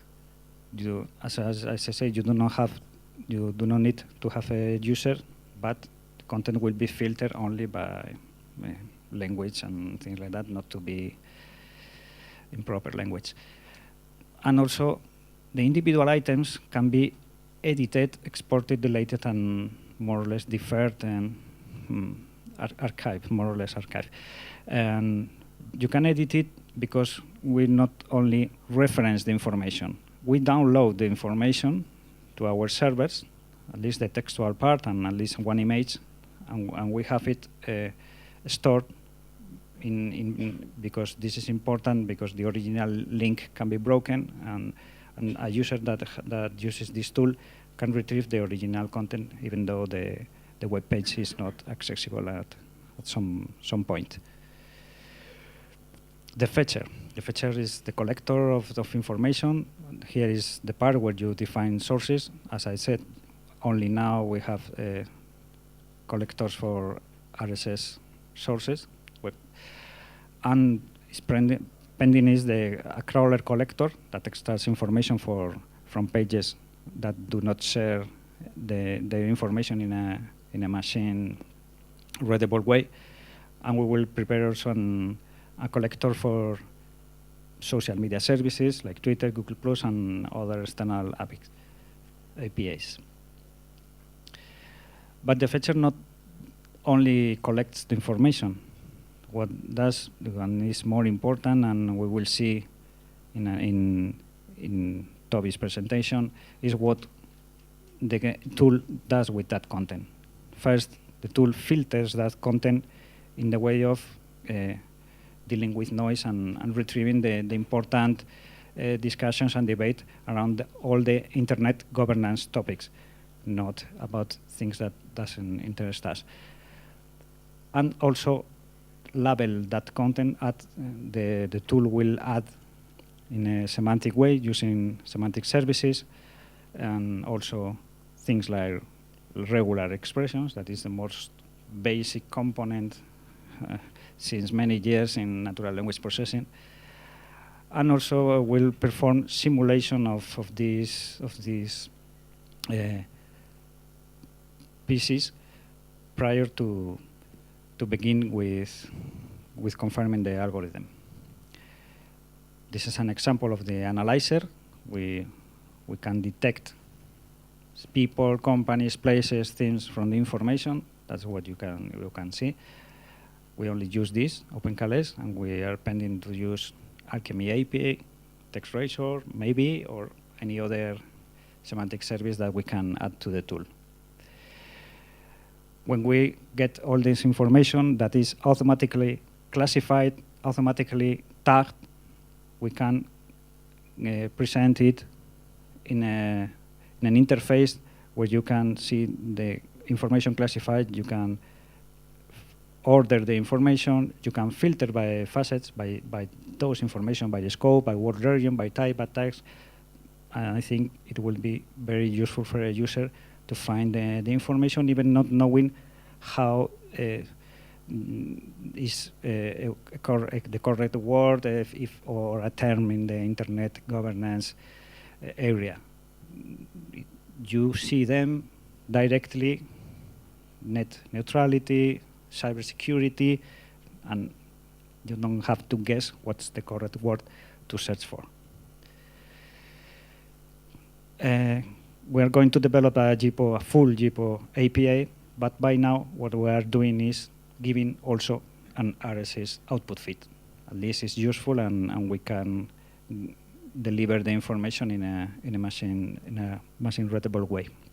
But we will do a full API for retrieving items and also for retrieving the sources. We can share the sources with another observatory and also programmatically. This is the stage of the development. We have four stages every 6 months. This is the first one, closed beta. At the end of the year will be the first public beta, and then we will improve until the 4th iteration in December 2016. We will include a proposal from the community. We want to include them. So what we have now is a basic starting point of a user interface, but we want the help of the community that even could try to develop their own components, and we can integrate those components, try to match them, to pair them with the tool. So finally, this end of the year, we will have at least this architecture, not all the parts, but most of the parts. The following year, we will try to improve and include all those community debates and community approaches to this tool. Thank you, and I hope you have many questions about it. Thank you very much. There are some questions already, so if you can raise your hand in case you have questions. Just as a word of order, we also have EuroDIG GPO as an hashtag, so you can use this either if you're in the room or you're outside the room. You can always use this hashtag. And you also have coffee before the session, the interactive session, highly suggested. So please, can you please introduce yourself and make the question? Sure, Dan York from the Internet Society, and I have to apologize that I need to leave to go to the privacy session. But my question for you was, when you're looking at pulling in these different sources from RSS and pieces like that, how are you determining what sources of information you're pulling in, or is that still to be worked out? No. Any further question? Thank you. Elvana Thaci from the Council of Europe. I would just like to add a question to the question that was just posed. Do you pull into the platform legal resources as well, like databases of laws and regulations? And how do you deal also with the question of languages? If these resources are in different languages, how do you pull them together? Okay. Who else? Here, one person. Do you prefer to answer these two questions? Yes. Not to get These two at lost? least. Yes. Okay. So I will combine the two questions. The sources, we've made a first effort. We have, I think, 30 sources, but we are continuously adding sources. Who is doing this? Okay, one of our partners is doing this first collection of sources, but we want the community to provide these sources, to suggest new sources, interesting sources, and from that debate. We're trying to scan conferences and more forums and events like this one, and also following people in internet and who we see a source of sources. Do you know what I mean? And going on with your question, if we include legal, we include everything related with internet governance. And this is a very huge amount of topics, and we are trying to do it. We have legal, not only sources, but also documents. In one part of the tool, we have a component that will scan those documents and try to extract content from them. And we deal with social issues, we deal with not only technical issues, you know what I mean, with human rights, with all the topics around this. So that's where we have started with the definition of a general taxonomy that we will have to debate in another part of this debate. But it's only a starting point. We have to define that taxonomy and also what kind of sources. Can I add something to that? I think also that this is a question also. I think that the tool is also supposed at a later stage to really crawl content on the internet and to discover by itself new sources. This is just a question for me to understand a bit more. And then also back to your question, I think that you were maybe referring also to content which is not publicly available. Is this correct? Because yeah, the idea is that as we develop, the tool should use what is already available on the internet, but which is spread in too many places and difficult to find and so on. But also with time, our aim is also to get in touch with organizations which own some of these contents and see if we could work together and if we could convince them also to bring those contents into this tool. And also on multilingualism, just to let you know that the idea is really to work on a step-by-step approach. So at the moment we are focusing on some specific core functionalities. The idea is that the tool, which is based on open source software, will be able to grow with time, so other developers can add additional functionalities. And we will also have to deal with the language part. We are very aware that this is an important issue, and I think that as Europeans, maybe this is something where we could also bring an added value. There are many researches on natural language processing, and this is an aspect that I think it would be important to take into consideration for the future steps of the project. Hello, Bogdan Manolea from APTI Romania. I was curious to see, if I understand correctly, you will be showing the information based on automatic tools, but then also based on popularity. So how would you create a user base that could help you in order to, I don't know, vote up, down, or edit the content in any way? As I said previously, there are two different kinds of users for the JIPO tool. One anonymous user that will have only can view the items and play with them and make perform searches and also order the information. And there are another kind of users that want to be more involved or want to collaborate, and that we will have to register those users. We have no other way to follow what he or she is doing in the unless registering.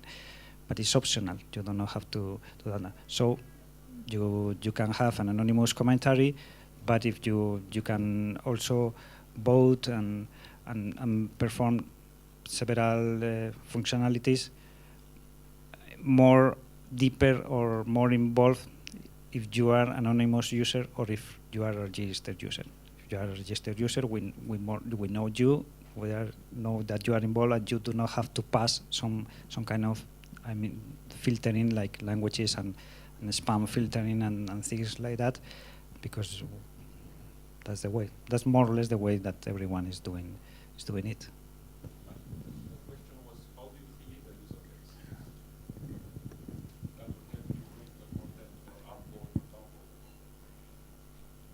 But I don't know the meaning of the question. You can enter the tool, so you can vote. No. How do we attract users? Well, of course, the success of the tool depends on users finding the tool and finding it useful, and that's why we also have this. We are carrying out this outreach effort so that different players can reach out to their communities. And again, I think that it would be very important to reach out to civil society and to developing countries, and to alert them that there will be this tool, that they can already be involved in the creation of the tool. This is a sort of crowdsourced effort, but then they are, in our minds, they are the final user. So on that we rely on the network effect, and the whole idea, the whole success of JIPO will depend on the users. So for that we also count on you to spread the word and to get involved and to let others know that we are doing this. Also, of course, working with other observatories will help create more visibility for the project, and so we are quite positive at the moment, and then we will have to see. So we are already 15 minutes late. I want to see if there are any clarification questions needed that are not broadly and general, but regarding what has been presented so far, because I don't want to remove time from them. So there are two questions. You have 1 minute to make your question, please. Hi, I'm Mariana Damova from Mosaica. So you mentioned that you were extracting people, organizations and locations. Are you planning to start extracting other entities, and with respect to policies, and then what are these entities, and then, yeah. These entities depends a lot in what we can do with these semantic services, because we rely on external semantic services. We are not going to develop semantic services specialized in this kind of not so general types of entities, because that's a whole project in its own. So that's the problem. Vladimir Radunovic, Diplo Foundation and Geneva Internet Platform. Just a sense of clarification. So do you intend to also do an additional human-based level of analysis of the data and contextualization of the data that you get? Or this is something that you actually, which means the human touch and experts in knowledge, or this is something that you envisage as a follow-up in partnership with maybe other institutions? Well, it's working, yes. Well, now we are focusing, of course, on the technical development of the tool with our partners, external consortium. The idea is really to rely a lot on automation to really create a tool, but then where the tool will be hosted, who will manage it, these are things that we will have to discuss at a later stage. Since the beginning, the idea was not to keep this as something for the European Commission, so we would be really happy to, find the right partners to give this tool and to maybe co-run the tool, but this is something that is currently open for discussion. For instance, we are in touch with the Geneva Internet Platform, and there are also other initiatives where they have a different approach, but that's where we should explore and find complementarities. So if there is these technical tools, what are the different observatories' additional advantages which could be brought into this effort and contribute to make the tool even more relevant and useful for the global community. Thank you very much. I will be a bit strict and now move straight to the presentation of the speakers. So, Stefan, I have just to tell you before Stefan, have a seat, please. Just briefly, this event is not a one-off event. It's part of a series of events, both online and offline. Every 6 months we have a live workshop such as this one, and we have a series of webinars where we also invite other initiatives like Net Mundial, like the Geneva, such as the Geneva Internet Platform, to present and to create collaboration. As you have seen today, we are quite open about the development. I just want to stress that Luis showed something which in your slide you said closed beta, and you just showed it today. So this is the approach we have, so we welcome any contribution. And please, Stefan, the floor is yours.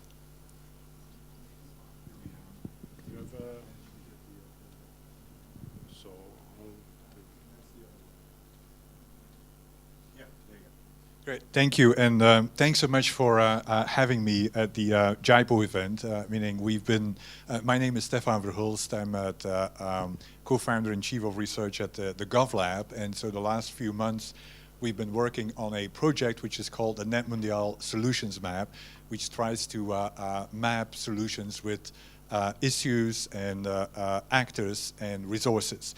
And since the early beginning, we've been reaching out to the Commission before the consortium was selected, and we've been delighted to learn from the Commission and to seek ways to collaborate. And so I'm delighted to be here and to be invited and showcase also the open-mindedness of the JIPO people with regard to building the tool, which is not often found in technical development environments. And so what was I asked to do was to reflect on other mapping efforts, and then especially looking at what are the needs with regard to collaborating, and the needs with regard to where can we actually find ways to be complementary, and where can we find ways to strengthen each other's efforts, given the fact that, as Christina indicated in the beginning, that there is a huge need out there. There's, on the one hand, an information deficit.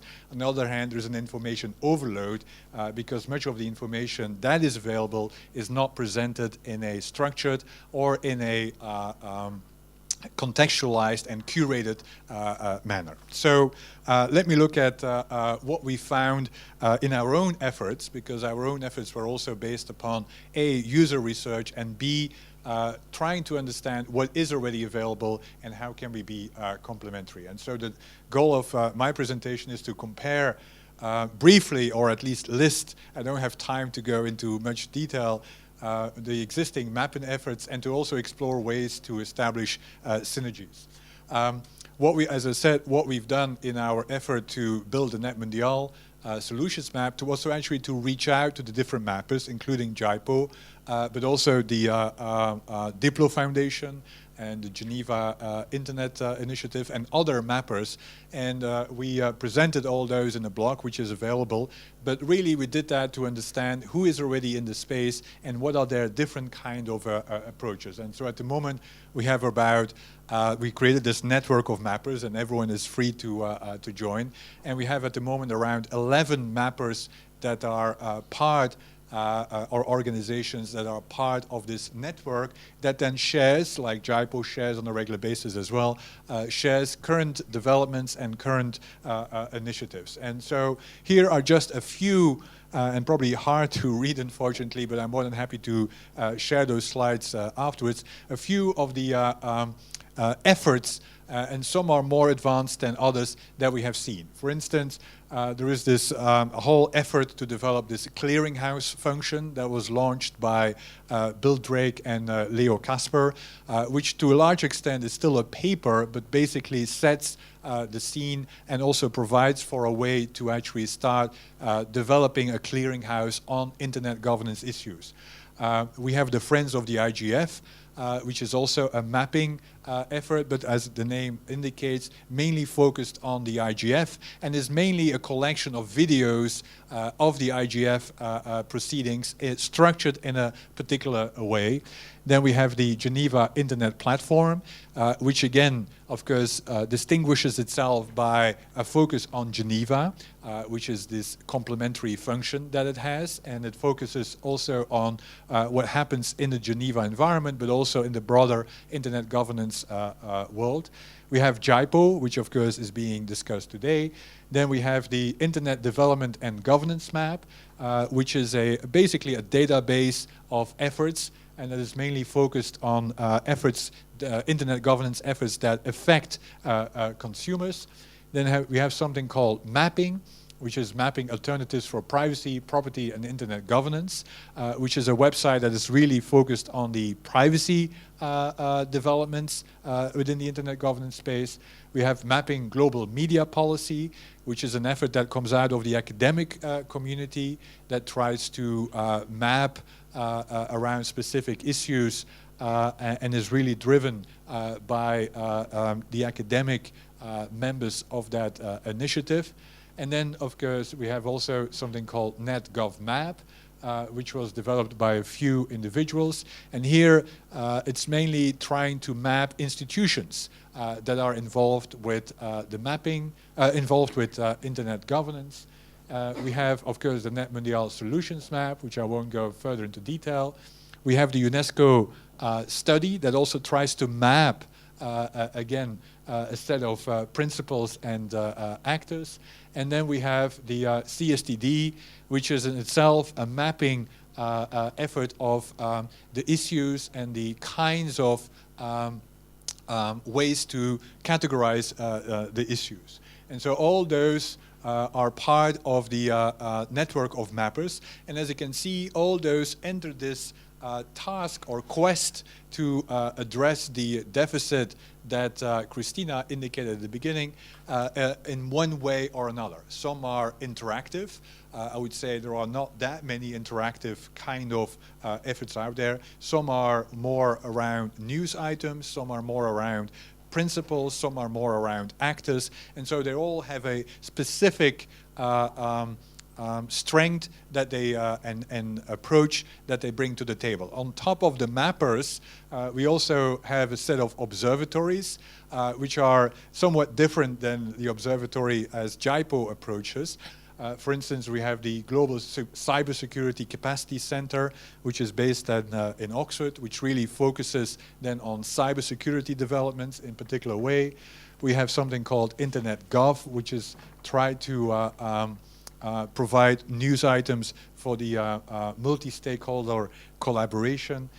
We have something which is, of course, present here, Internet EuroDIG project, which is again trying to reflect on developments as it relates to their effort. We have the Internet Monitor project. We have the Internet Policy Observatory, which comes out of the University of Pennsylvania. And then we have the network of centers, which is again coming out of academia.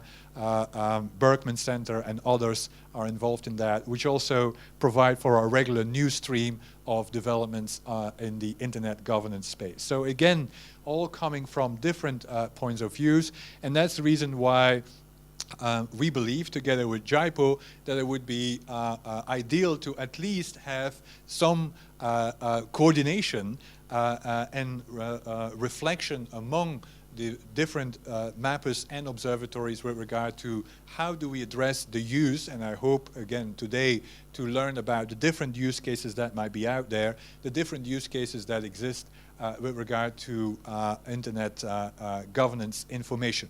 Some observations, now I'm getting into the observatory mode here, some observations with regard to what we've learned. One is that there's a wide diversity of approaches. As I already said, everyone approaches it from a different angle. All approaches have been initiated very recently. So this is a very recent quest, which in itself is positive, which means that there are no long-standing established tools out there that that cannot be changed or be engaged with. So these are all very recent, and they're all under development to a large extent. Several projects seek to share different content types. As we've seen, JIPO is really also focused on news items and recent developments. Others are more then focused on actually primary sources. Others are more focused on actors in itself and mapping actors. Most projects tap into the collective intelligence of the internet governance community. Most projects have some kind of a crowdsourcing effort or some call upon the internet governance. There is, if you look at all those efforts, there's high transaction and human capital cost in actually building the map. Having spoken with all the mappers that were identified, everyone indicates that it actually takes a while to get going. And it's important to then also start learning about how do we leverage on the investment that has been made. And the user base, which was a question that was posed here when we asked the various mappers, user base is quite often opaque and may overlap to a large extent, meaning some mappers do have a hard time actually understanding who they really want to address, and that's not unique to this environment, and I think that's something that might be important to address, and I think this effort might be interesting to start addressing that.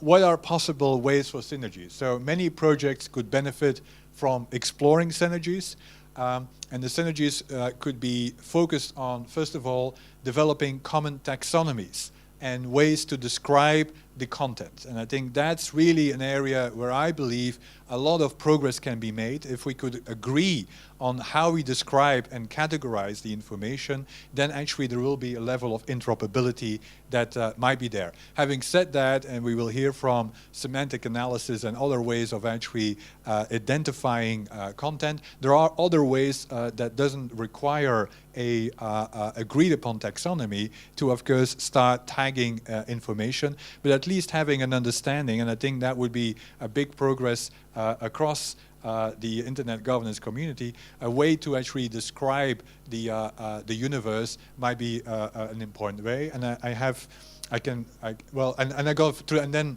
wait, Kasia, wait a second. The other way is exchanging and producing content, which we discussed already. That might be a way to actually strengthen the different efforts. That can be done both physically and in an automated way.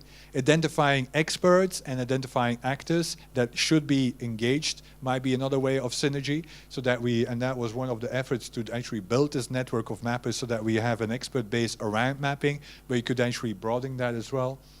Synergies with regard to knowledge management architectures would also be valuable, so that we understand how we actually can share and also manage the information, and then ultimately analyze, because there is a difference here. One of the questions was with regard to, well, who is analyzing all the thing. I think there's a difference between, on the one hand, providing the content, and on the other hand, analyzing the content. And I think most of those efforts seek at the moment, and some go a step further, but most try to provide, and then of course there needs to be a whole ecosystem around it to also start analyzing the information.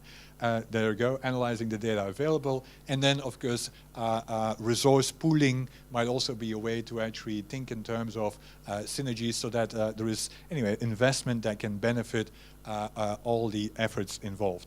With regard to Kasia, if I still have time, because I'm famous for going over time, and I don't want to great, and I don't want to capitalize here. If you could look at the taxonomy. So what we've done as well, in order to build our own taxonomy at NetMundial Solutions Map, we actually compared the different taxonomies that are out there, and so we found a few, which Kasia, can you go to the next slide here? Actually, I can do the next slide. Oh my gosh! So So I'm already used to rely on someone. I'm such a dependent person, you cannot imagine. But so here are some of the organizations that we have identified that actually use a taxonomy. Not everyone is using a taxonomy on how they organize their content. And here is some ways that we can see how they describe the content. And I'm not going to go through this. I'm more than happy to share this. It's also available on our website.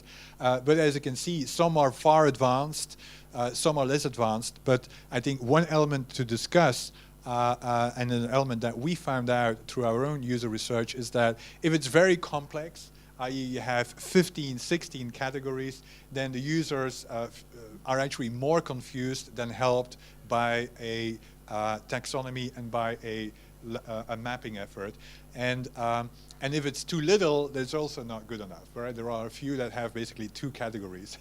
and that's in itself, anyway, simplicity is great, but the question is, anyway, to what extent do we want to develop some taxonomy that is user-focused and that can allow us to collaborate and coordinate in a fashion that helps the user to a large extent. And I'm more than happy to share this information through Jaipur. Here we go. Thank you very much. Sorry. If there is any question for clarification. Any question for just for clarification, something was not clear? Otherwise, we move to Cornelius. So there are 3 speeches here. The topics of the speeches are in line with what is going to be discussed in the separate session, so you can already get an idea of what you are more interested about, so that you can then follow the speaker in the room to discuss the topic. Thank you. So I will, I guess, follow up in many ways on what Stefan was saying, but take a step back to a degree and talk even more generally, so more generally than both of the preceding talks, about using social media data on policy issues, and specifically, of course, on policy issues which are close to your interests, but I guess this can also be applied to other policy issues as well. And I think it's somewhat unfortunate that I'll sort of move orient myself towards the slides a little bit, but please imagine me looking intently at you while I'm talking, not at the slides. So, and I might, in the interest of time, skip over 1 or 2 slides.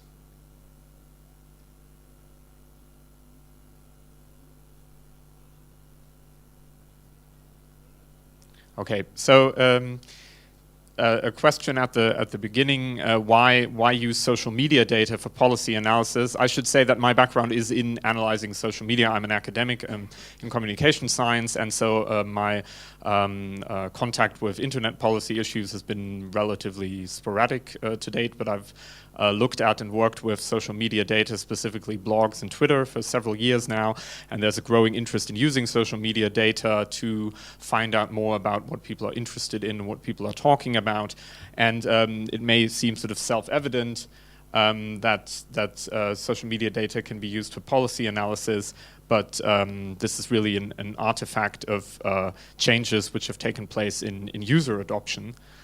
Am I pressing the wrong button, or the right one? Was it the right one or the left one, or which one? That one, okay. Well, maybe it works from now on. Okay, so I have a few very brief statistics on social media adoption.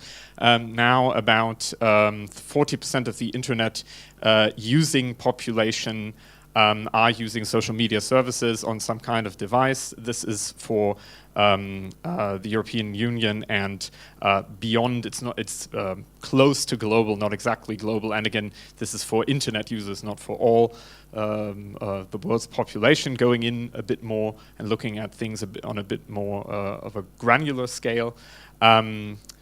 here's an overview of different types of media usage, generally media usage, television, broadcast media, etc. And obviously the internet statistics you'll be familiar with, but the social media statistics are statistics that have been growing very quickly. Obviously internet usage also has been growing very quickly in the last decade or so, but in many areas, even where internet adoption was already very entrenched and very strong due to strong mobile adoption, social media has also been picking up.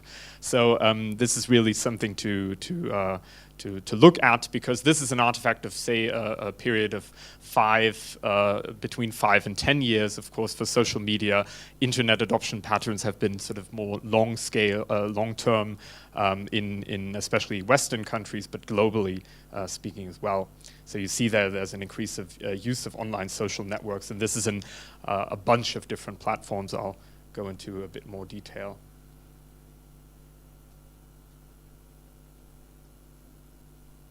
Sorry, this is just not.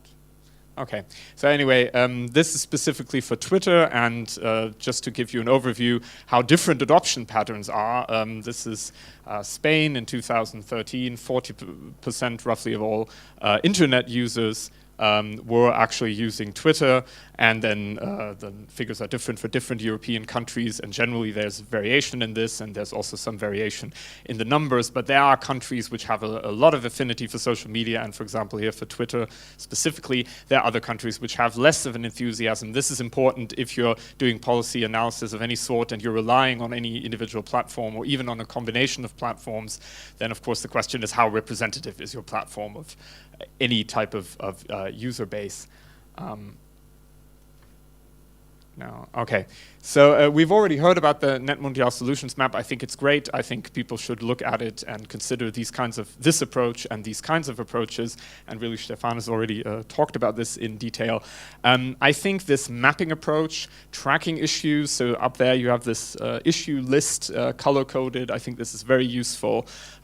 Decide on a taxonomy on multiple levels, on one level, so maybe multiple levels of taxonomy, or maybe just one level. Try to be simple, try to be comprehensive, find the right compromise there, and then map relationships using graphs or using networks. I'll have an example in a moment. This is perhaps not the only approach to take, but it's one approach. I think it's a good approach for complexity reduction, and I think mapping as a term really embodies this idea of complexity reduction. So this is perhaps not such a good example of complexity reduction, but there's research in the social sciences, for example, studying climate change. This is a study on climate change debates, and it's become more commonplace to use data from the media, in this case actually from broadcast media, to identify issues, to identify controversies, to map these controversies. So this is because I have an academic background, people doing this with an academic purpose, but I think in principle it's the same approach, or the same principles hold when you're doing that. So this is a visualization showing relationship between different actors. Here it's energy, it's related to energy issues, and showing also sort of who's saying what about whom and things like that. My bottom line there being, this is something you can use with to enable participation and to enable access for different stakeholders, but you can of course also do it sort of with an intelligence interest, as in figuring out sort of what's going on and being more informed. So it's both participatory and has an informational background. So now I'll quickly go through 5 different challenges that I see for doing this. And when I say challenges, I mean this in the sense of what can go wrong, or what should you consider. And this goes into the same direction as what I was saying about the platform representativeness, where do you get your sources from, etc. We already heard about some of these things. And I'll do it in a very non-technical way, so these are more principles perhaps, and maybe we can pick up some of them in the discussion later. First question is, how do you get access to data? How do you curate sources? How do you deal with sources which are very heterogeneous? How do you approach the problem of multilingual content, and then the scalability of IT I'll briefly touch. So it's perhaps, okay, sorry. It's important to keep in mind in this whole approach, you can look at social media to get pointers to other stuff. This may sound very vague or simple or something, but generally, specifically from Twitter, but also I think from any other platform you can look at, you will not find sort of any material as such. Of course, you will find material, you'll find blog posts, etc. But the long-form content is not the norm on social media platforms. And even when there are exceptions, I think dealing with that, I mean dealing with length and complexity on social media platforms themselves is not something you really want to do. I would take the approach, because I think that's the approach that's mostly been taken, because it scales best, to use the signals that come from the social media platforms. So what are people pointing to? What policy documents are people pointing to? What blog posts, considering these here also as long-form stuff? What events, videos, press releases, anything? But that's the thing that you're looking for, and that you're getting the signals from the social media platforms, those being Twitter, etc. So there are signals, and you get the signal information from Twitter. For doing this, you have a bunch of different data analysis techniques like text mining, machine learning, sentiment analysis, network analysis. I think you can be very refined about this, and it's interesting, and it should be tried, but you can do a lot of good things with very, very simple approaches. I think basically with upvoting, identify what URLs people in the internet policy or any other policy domain are favoriting. And for example, you can build a list of people who are on Twitter or something like that. But you could, just by looking at what people are favoriting or retweeting or anything, I think that's useful. And I think the other stuff is nice as well. But I don't know if it necessarily makes the result all that much better. But I'm open for that very much. The first point, access. All of the social media platforms that we have are dependent on building a user base, and increasingly they're dependent on marketing user data in different types of ways. The thing here in the background is the website of DataSift, which is a data reseller that resells publicly available social media data from a bunch of platforms. And basically, as their target, they have companies. So they will resell the information about how brands are mentioned, etc., monetize on this. Without even wanting to critique this or anything, the problem right now is there isn't really a space for anything that's non-profit when it comes to doing data analysis through one of those platforms. So if you're Twitter or Facebook, you have companies in mind who will be your clients for the intelligence that comes from this data. You don't have NGOs or governments or anybody else, I think, really in mind. And so the Twitter API is open. You can get information. But, and I think this will stay in this way for the near foreseeable future, but the case sort of for openness for all of these companies has really gone down. Twitter started supporting a lot of different clients. They no longer do this.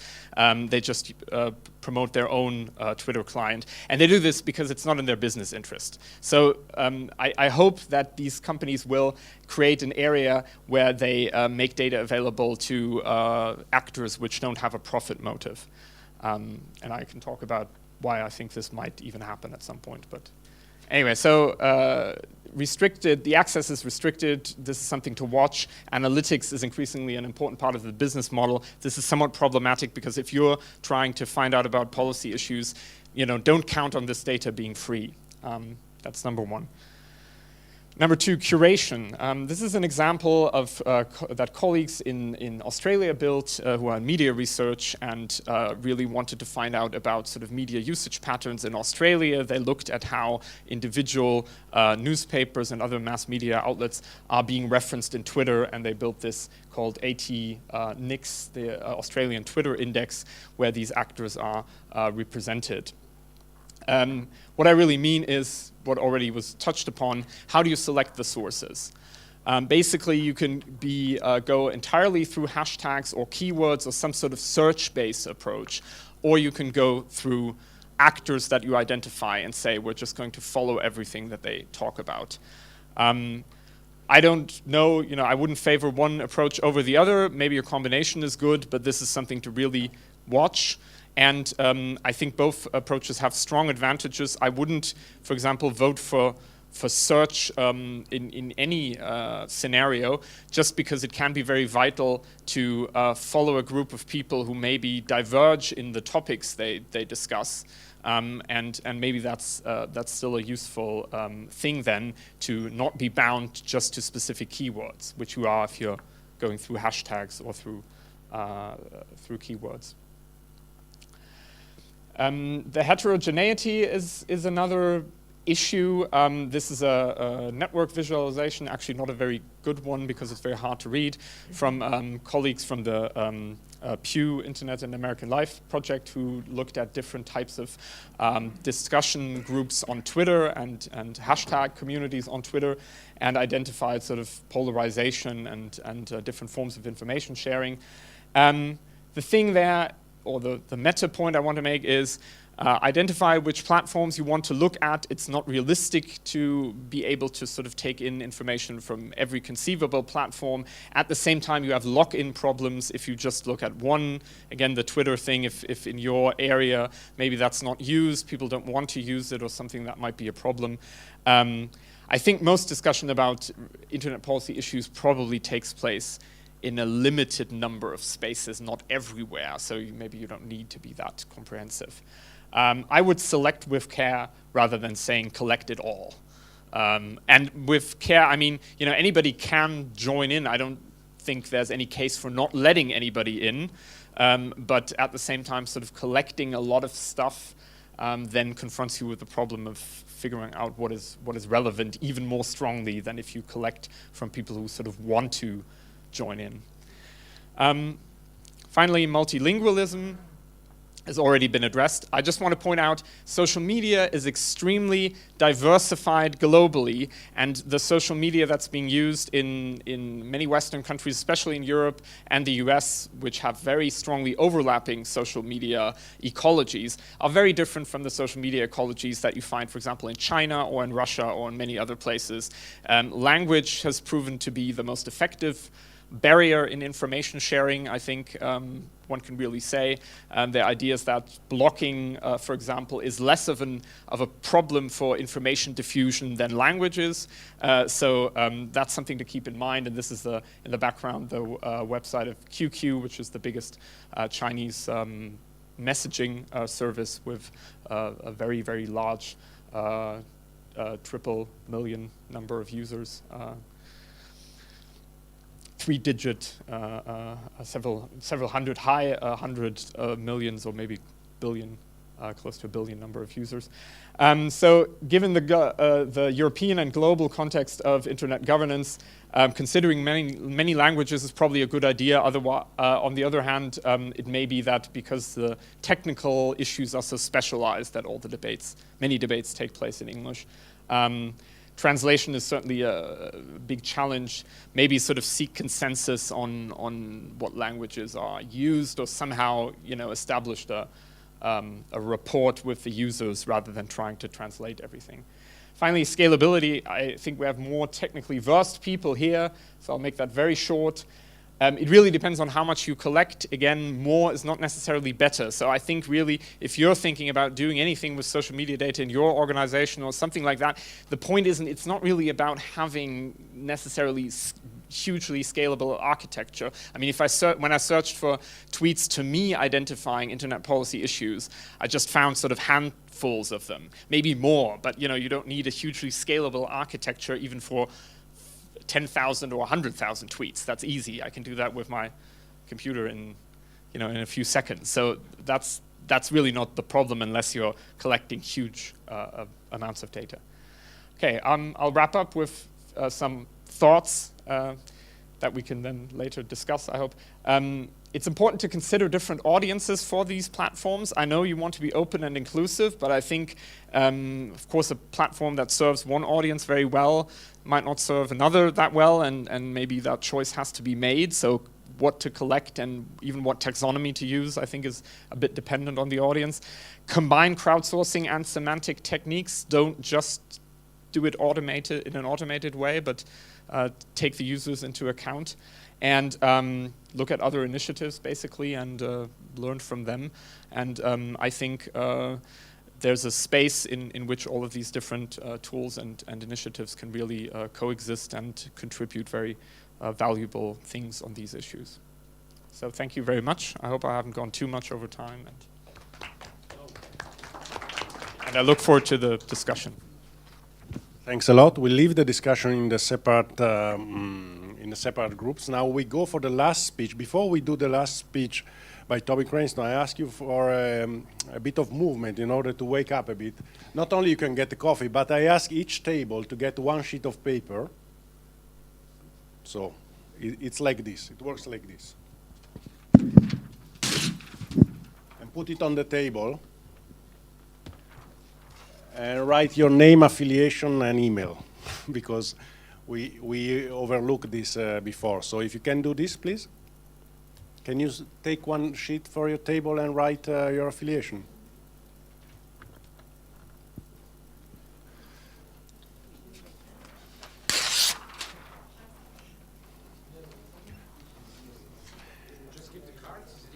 That's even better. Leave the cards on the table and we'll get it.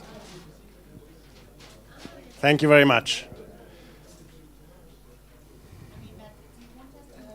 Yes, please. Or you can leave a card. That's fine. If you want to leave a card, just leave a card.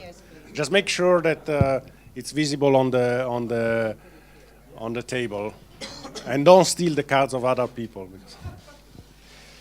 Okay. After this funny break, we go back to business with the last presentation. And in the meantime, please think already about the group you want to join for the short brainstorming session. It will be a bit shorter than 30 minutes because of time limitations. Yeah. Okay. Toby? Are we ready? Okay.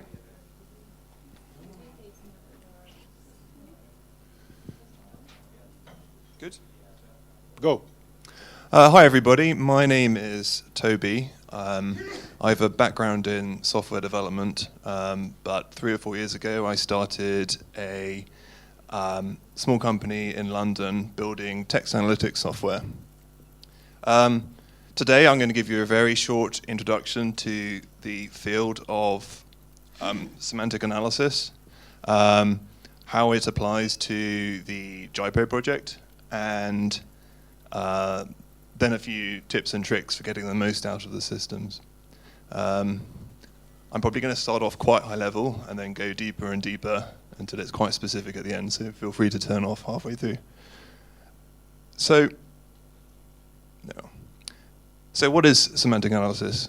Well, natural language, human language, is a wonderful thing. There's infinite ways of saying the same thing across many, many different languages. This poses a problem to computer systems that like talking in ones and zeros. So when building systems for analyzing lots of documents, we need some way of converting of extracting the underlying meaning of documents into a structured format. Once we've done that, we can use this to normalize metadata across large document collections and use that to help uncover hidden relationships that simple approaches wouldn't necessarily pull out.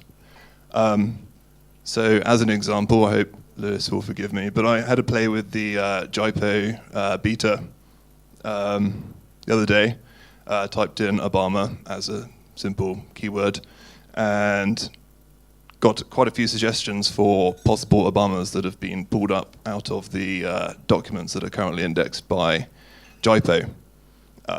Only some of them are about the president, some of them are about Michelle Obama, some of them are about the Obama administration. And if we could have some way of disambiguating those at the source, we can kind of improve the UI a little bit and make it a more cleaner user interface for the end user. So the field of natural language processing is a huge one, but today I'm mostly focusing on entity recognition and classification. So a named entity is a specific thing found in the text. So it might be a company, a person, a place. Whereas a category is more of a high-level conceptual topic found in the text. So as an example, this is a news story I found last week. It's mentioning a bunch of people, so Alan Davidson, a bunch of organizations, so Google and ICANN. And using a semantic analysis tool, we can automatically identify these and disambiguate them to the underlying entity that they're talking about. So here you can see we've spotted that ICANN is an organization, and we've pulled out its Wikipedia link, a Freebase ID, and using that information we could then go and pull out further interesting data from other open link data sources. We've also classified this document with a set of tags. So even though it wasn't explicitly mentioned in the document, we can tell you that it's a bit about politics and technology, the internet, computing, that sort of thing.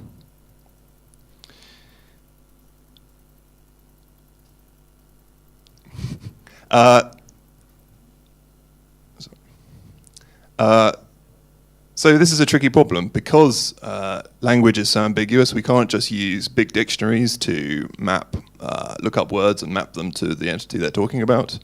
So we need to be a bit cleverer, detecting that, for example, Reading is a place in the UK rather than just the word reading. Also, as an end user of the JIPO platform, if you're interested in news stories about policy coming out of Paris, you probably don't care about Paris Hilton stories or Paris in Arkansas. And in fact, there are many, many Parises in the world. Unfortunately, I can't go into too much detail about the maths behind this. But generally, given a large set of data that we've tagged with gold standard data that humans have annotated, we apply a statistical learning algorithm on it, which will pick out the relationships between words, and it will hopefully find things like Paris, France is mentioned in the context of French politicians, French foods. So in future, when we see another document mentioning Paris in France, it can use that information to help disambiguate between the different Parises. Fortunately, we don't have to start from scratch every time we do this. There's a whole range of different services out there, both commercial and open source. I've listed just a few here. These range from tools which are all batteries included, where you upload some data and it will return you the semantic metadata, down to lower level tools which you can use to train your own models with your own data. Generally, as mentioned before, the simplest approach does tend to work surprisingly well most of the time. We see quite a lot of people jump in, particularly with mathsy backgrounds, trying to come up with an incredibly complicated learning algorithm to solve these problems when just simple keywords does kind of work pretty well. Now, because there's so many tools out there, and because there's this statistical nature of things, no tool is going to be 100% correct. No tool is going to be great across all different types of data sets. There might be some which work well on tweets and some which work well on news stories. So we need some way of measuring the accuracy and how well these tools perform on different problems. And unfortunately, the best way of working out the best tool for a given problem is to create some of your own training data and see how it works on it. To kind of get a scientific measure of how well a tool is performing at a given problem, we use something called precision and recall. Precision being the proportion of results returned by the tool which are correct, and recall being the fraction of correct results returned by the tool compared to the total number of possible correct results it could have returned. So going back to the news story, for example, if I had a tool that returned ICANN and Google in my first example, but it missed a load of other stuff, that would have high precision but low recall. And all of these different services have different characteristics when it comes to the precision and recall curve. And depending on how much noise you want to have in the system and how important it is to not have any false positives, you'll need to make a decision about where you want to lie on this curve. All the tools I mentioned before have various parameters to help you tweak them.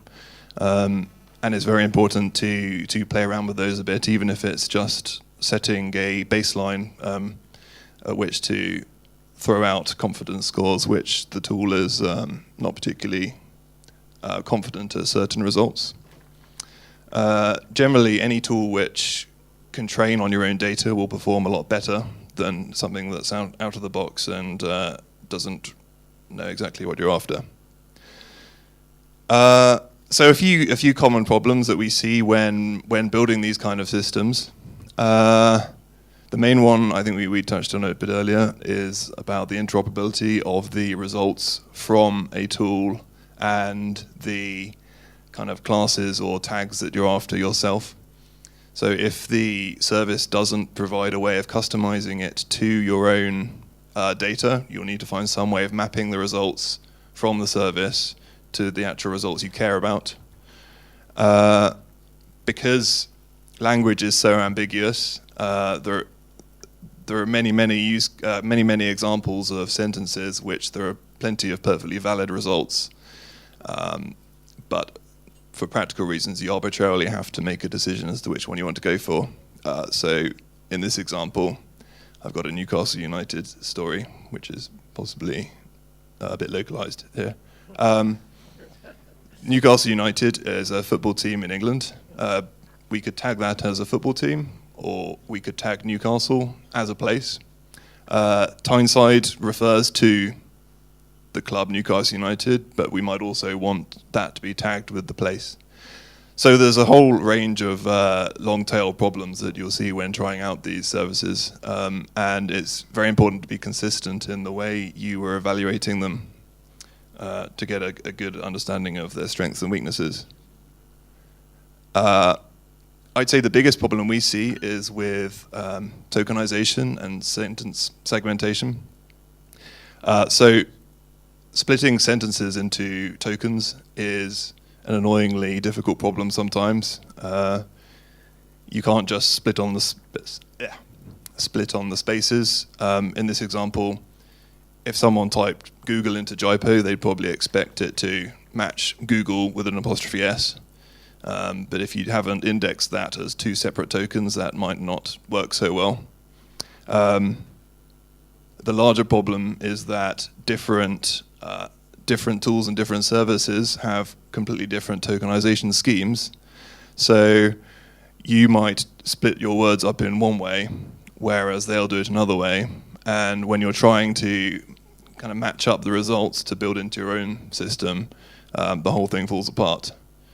The easy solution to that is normally to just use the character offsets returned by the system rather than the tokens. More generally, I got a point there about managing change. When integrating any sort of external service, you're opening yourself up to the risk that things will change.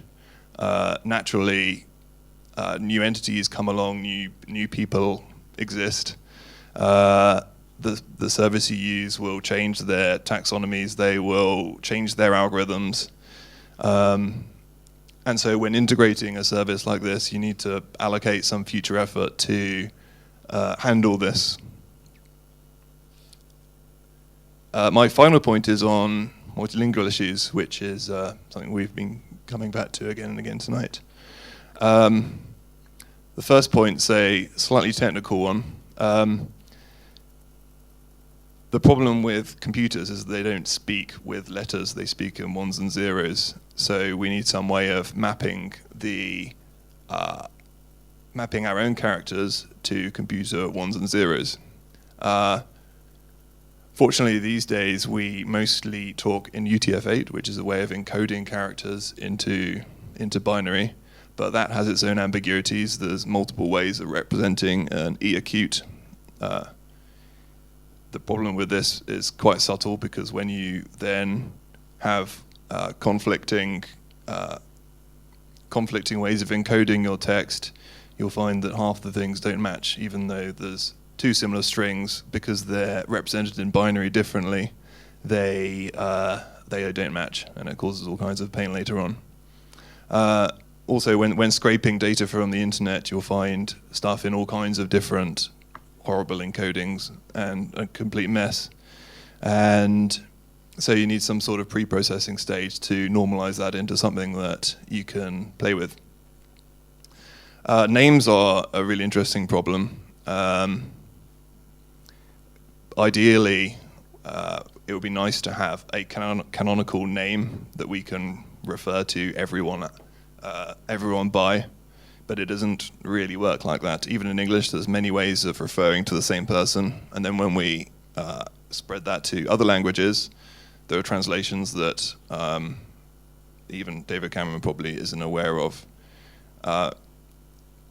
If we try and normalize names into a simple format with a first and last name, that generally doesn't really work, because most people out of the European world don't have separate first and last names, or even names at all. So this is the most popular name in China right now, and I wouldn't try and do anything too clever to try and normalize that. Accents are an interesting one when building information retrieval systems, because an O with an umlaut is quite hard to type on a keyboard. Frequently, it's kind of acceptable in German, for example, to write OE, but that doesn't necessarily make it a good idea to just replace all instances of an O with an umlaut into OE, because it can change the meaning of words, and I'm sure if you've got an O with an umlaut in your name, you're probably not going to be very happy if some tool is corrupting it every time you use it.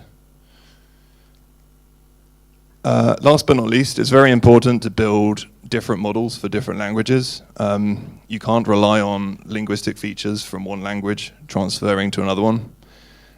So things we take for granted in English don't really work for other languages.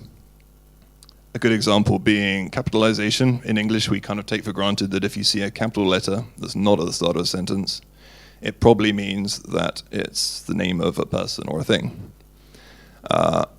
This doesn't work in German because they capitalize all nouns all over the place. Splitting up sentences when it gets to even more difficult languages is tricky. In this bit of Arabic, there aren't any spaces, so we can't segment that in any easy way.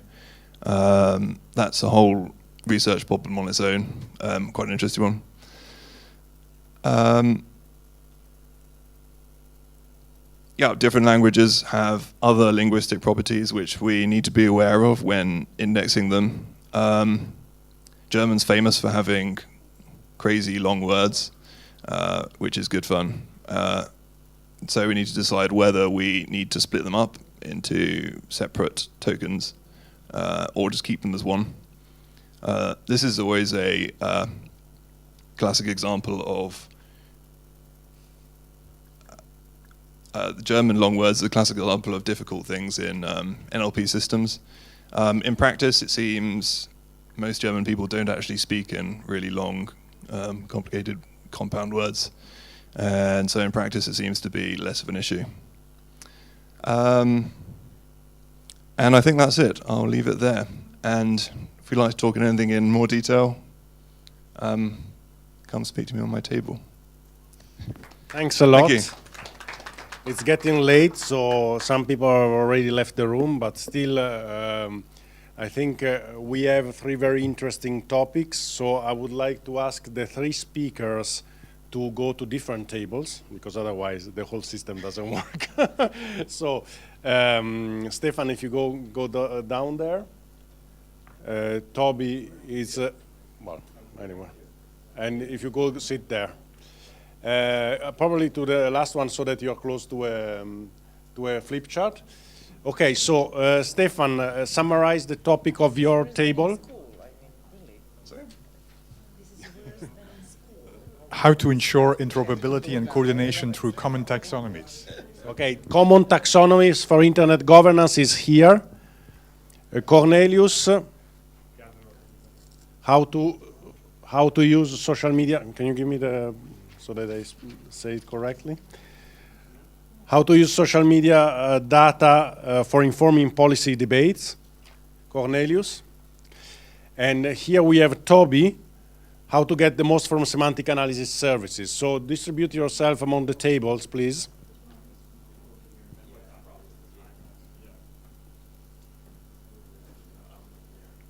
And if you have a topic that is not there, you can meet here. We are happy to propose additional topics.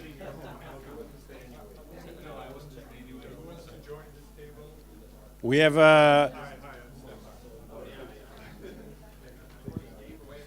okay, so the topic is really what we want to understand is what are the needs, what are the possible solutions, and who's happy to help. So please take a coffee before starting.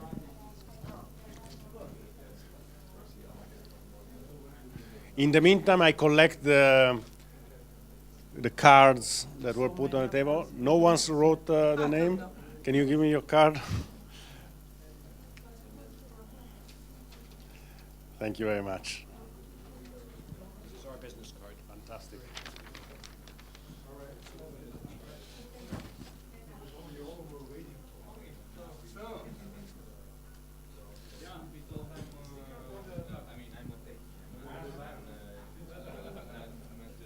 Your cards or a list of people?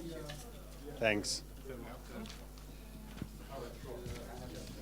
You have cards of a list of people here? There was something? Just this, yeah, you can. Cards here. Okay, you have a card or this? We join now because this one is we join the table. I'm just waiting for it. Fantastic, thanks.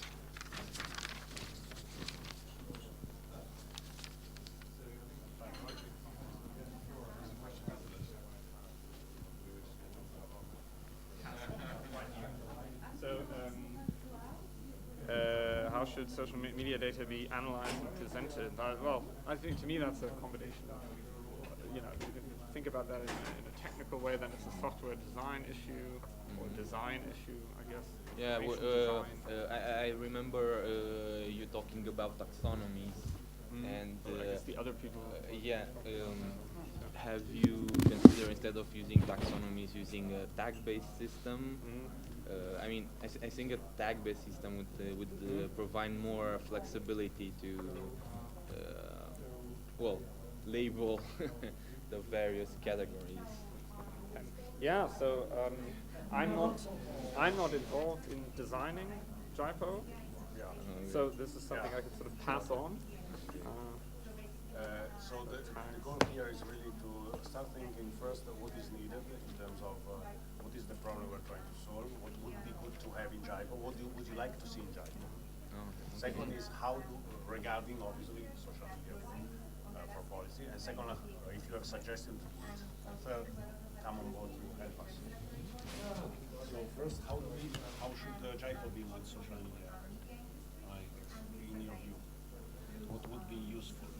You know, I think there is very important thing it's to get information from social networks like Facebook, but there is a very big problem because you can't extract information just from Facebook. You do not have, you know, Facebook just shut it down its API, and they, I think it's a month or 2 months ago, they started API 2.0.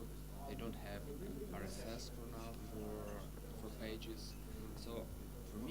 understand how we can get information from Facebook. We can get information from Twitter, but Facebook is larger as social media site. So I think that the real problem for Jaipur is getting information from Facebook. Because I think that you have you misses a very large portion of information for Jaipur. So I mean, many people.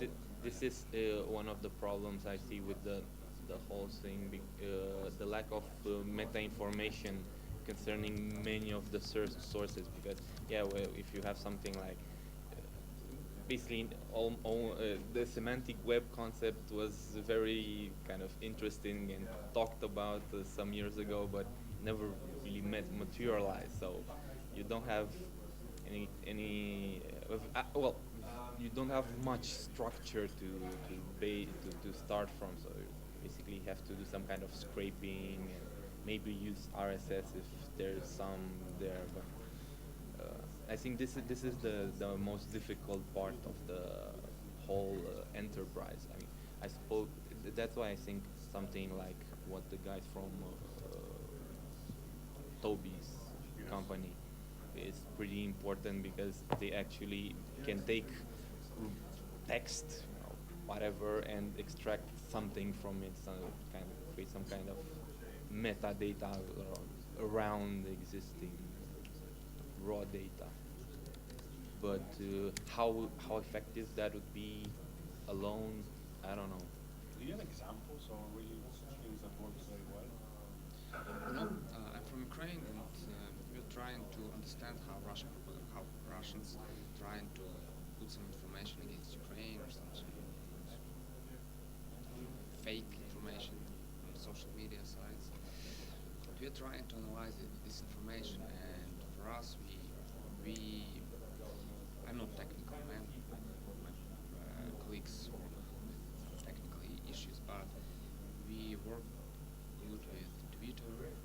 We found some interesting ways how to work with Facebook, but it's not legal as for Facebook.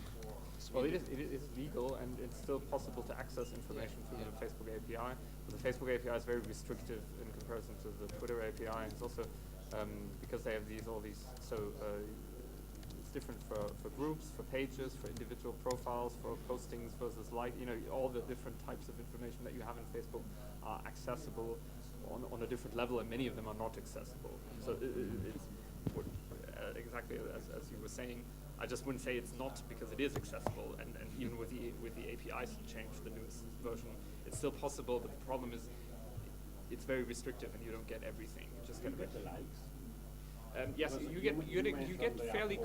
get fairly comprehensive page information. So pages, I think, are still largely accessible. What you don't get are network information on friends. That's been very restrictive. So individual profile information other than your own is very hard to get. So basically, starting from one profile, can you get that? No, the list of friends that. I suppose it depends on the privacy settings. Yes, it depends on different things. But really, sort of the meta thing is this is changing all the time, and yeah, tendency, that's the this has gotten more restrictive over time. It changes. You need to have your. Yeah, and I mean, and this is important for this company that I talked about, DataSift and other actors. There are companies who have access to everything. They get full. So it's not they like, have the. Yeah, but you have to pay for it. It's not. The problem isn't okay. accessibility as a technical issue as such. The question is, do you approach either Facebook or Twitter themselves or a clearinghouse and say, we have an interest in this kind of data, give us the data or give us analytics, and they will give it to you. But this is no longer a technical problem. This has now become a financial problem. So you can get everything if you want, if you're willing to make an investment. But they had all these open APIs. Everyone can use it. But that was mostly to have people build clients and build open software. And this is no longer relevant for these companies because they now have their own clients. Yeah, they're back. They don't need this backdoor into the. And even with Twitter, I wouldn't count on. I mean, even now. So you can get public information from Twitter, but for example, how much you can get is rate limited, basically.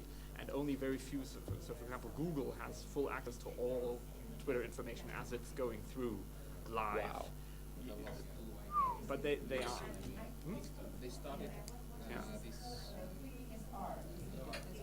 They put all search results on Twitter from the start history of Twitter. Wow. Yeah. You can find everything. You can do it only through Google.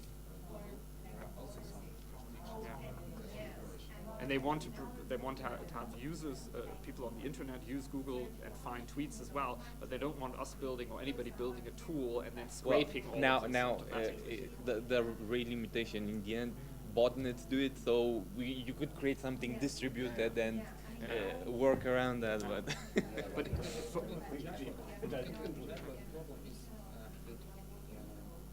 understand architecture, all this is, you predefined where you want to find information. Very often situation where you don't know me, I can find something interesting about information you want to find, and you will find it. I think that is the problem. it's a network discovery problem. Feasibility study. One thing we did is to use actually social media data to identify the sources we put into the, and in that, the social media data we can use the output. I don't know if you have any example of such things. This is what we thought in the initial phase. We did also the feasibility study. So it's like signal, because we have a problem which is these tools work on a limited set of sources. How do you discover the sources? Social media is a way to discover the sources. Because we are not only focusing on the opinion, we don't want to only do a sentiment analysis. We want to discover relevant. Much of what was talked about just now, which was very fundamental computational linguistics problems, which are very interesting, but which are, if you solve or approach those, what's true for, that would be true in any area. You know what I mean? That's not specific to policy analysis. That's doing anything with computational linguistics, and it supposes sort of getting a lot of stuff out of very well structured or long document. I mean, you can't use any of that on a tweet, really. Not really. There's nothing in a tweet in terms of length, or it's just pointing to a URL, or maybe expressing a sentiment. This is great or this is bad, but that's about it. Everything else you can do with computational linguistics, you can just throw away, basically, when you're doing social media. Of course, for the documents themselves, yes, but earlier when we talked about analyzing legal documents, I mean, there's lots of mining, text mining on medical data or on scientific articles, and that's very interesting. But it's very complex. I mean, different genres are very complex. Dealing with legal texts in French and dealing with policy documents in German and dealing with, you know what I mean? That's a really big problem. Whereas just using social media to find out where sources are, I think that's actually pretty cheap in a sense and pretty feasible. But you're very dependent on the platforms. As I agree about Facebook, even though I don't really know. I mean, of course, the number of people on Facebook is much greater, but I don't really know if Twitter has such a weird user adoption situation, because people in media, people in politics, media, people. I think those tend to be on Twitter. Twitter is in my opinion, it's let's say less fun oriented, and it has a bit more business appeal, and it's more about communicating facts than communicating cats, essentially. Because that's good. Essentially, you don't have the space to be verbose, and you just put a link in there, some quote, some buzzword, something really, some hashtags, which it was very interesting that what you're saying about doing analysis based on hashtags, starting from there, see what happens.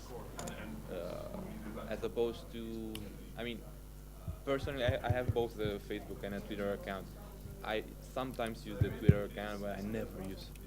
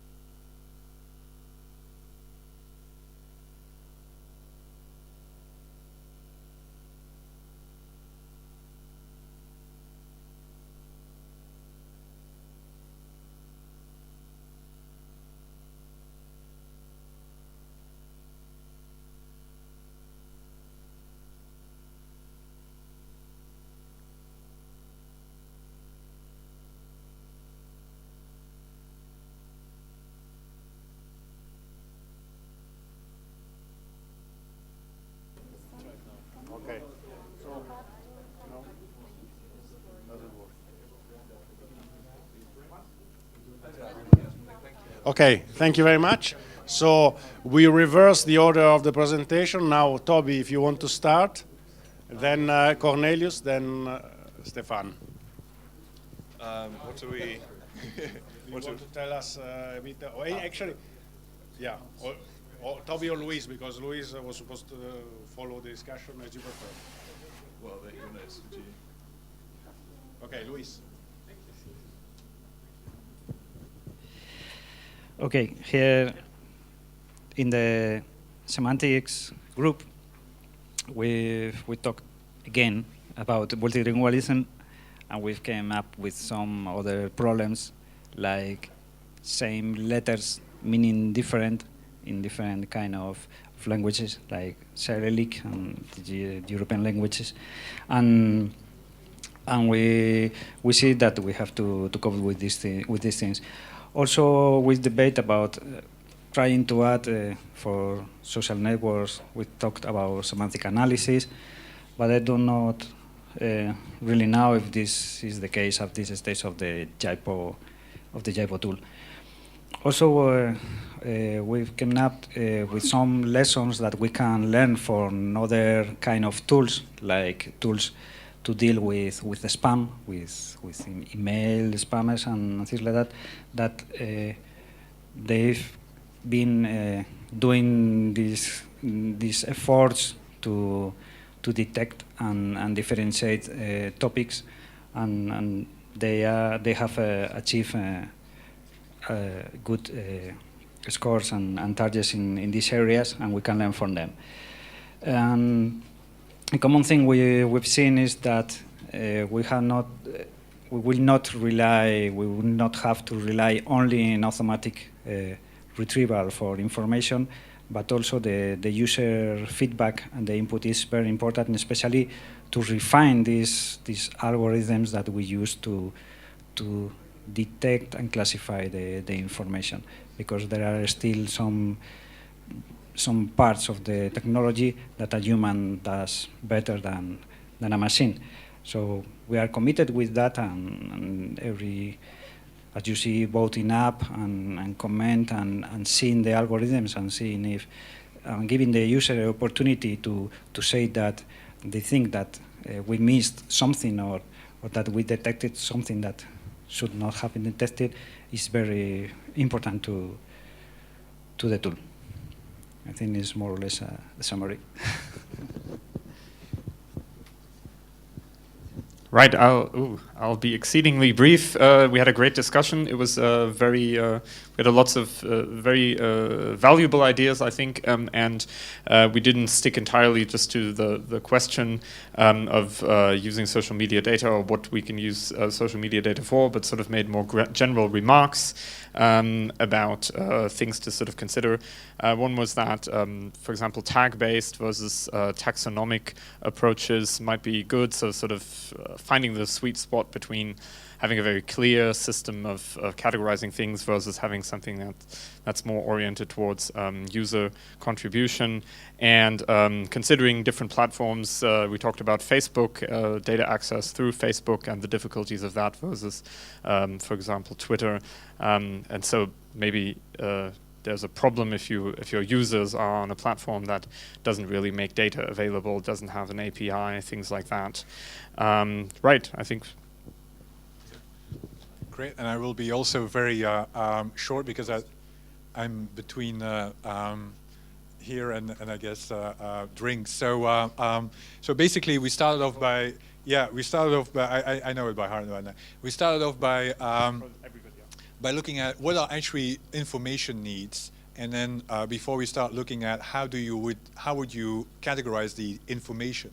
And basically there were three big needs that were identified. First, there was a need for actually mapping, and then they mainly meant mapping documents, mapping actors, mapping also existing issues. Second was then there was a need for identifying resources where you would go to if you would find out more. And then thirdly, there was a need for updates. And the ideal situation for the users at the table was that those three would somehow be connected, meaning that the updates would feed the mapping would add context to the updates, and the resources would be constantly and dynamically be updated. And so you have like those three core functions that were information needs functions that were identified. So they and this was then and there was also a need not only to push information, pull information, but there was also a need to push information so that you would have an information sharing kind of environment to do all that. And then the question was then, okay, if you have those these tools, how would you slice then the information that is available at those tools? And then there was a clear sense that slicing, i.e. taxonomies, of how you present the information is crucial, especially if you want to have some kind of interaction between those sources. So if you want to have the updates inform the mapping, or the mapping inform the updates, you need to have some kind of a way to describe the field. And that's the reason why the top-level taxonomy is important. And there is also a need and then have some diversity to search beyond the taxonomy, which is why tagging is so important as well. And the question was then, so there is a need for clear taxonomies and clear tagging. And the question was then, does it help or hinder if you have taxonomies that differ across the different maps that are available, that are complementary? And there was a clear sense that actually there is actually a problem now, because you each time have to rephrase your question depending on where you go, because of the taxonomy that might be different. And so there was a clear mandate there to actually start both at the taxonomy and the tagging. There was a need to start coming up with some kind of interoperable common ways to describe the universe of internet governance. And then, of course, David gave us 3 minutes to identify how. And then the how was basically we have to really among first experts and then test with users, come up with some kind of common taxonomies through brainstorming sessions, ideally perhaps connected at JIPO outreach or connected with other events in the internet governance space, where you would actually start that process, ideally with all the mappers involved, in order to come out with like a meta level that then would be tested with users. So that was the 15-minute outcome that we managed to break down. But I think it was a lot of it was validation of what was discussed, and then some interesting. And the key element is that the taxonomy should be dynamic and flexible to a large extent. All right. Now everyone is ready to.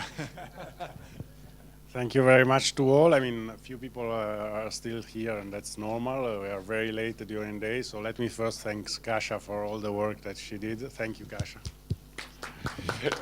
And thank you to you all for making this success. For us, it has been extremely useful, so we come back with a lot of rich information to process and to practically use in the development of the platform.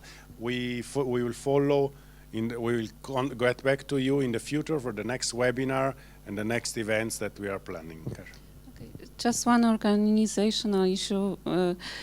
Everybody that is ready for dinner. Dinner is at 7 o'clock. The buses are leaving at 7 o'clock, and next buses are leaving at 8 o'clock. So in 1 hour, yeah. So 3 minutes. Exactly. So don't worry if you don't manage now. In 1 hour, there's another bus. Is that the one?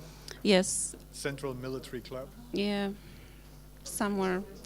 From 7 till 24 till midnight? All right, okay. And we're switching off.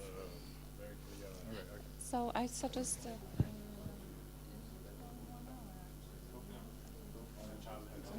Yeah, I'm going to go up to the room first. But, there's some other preference.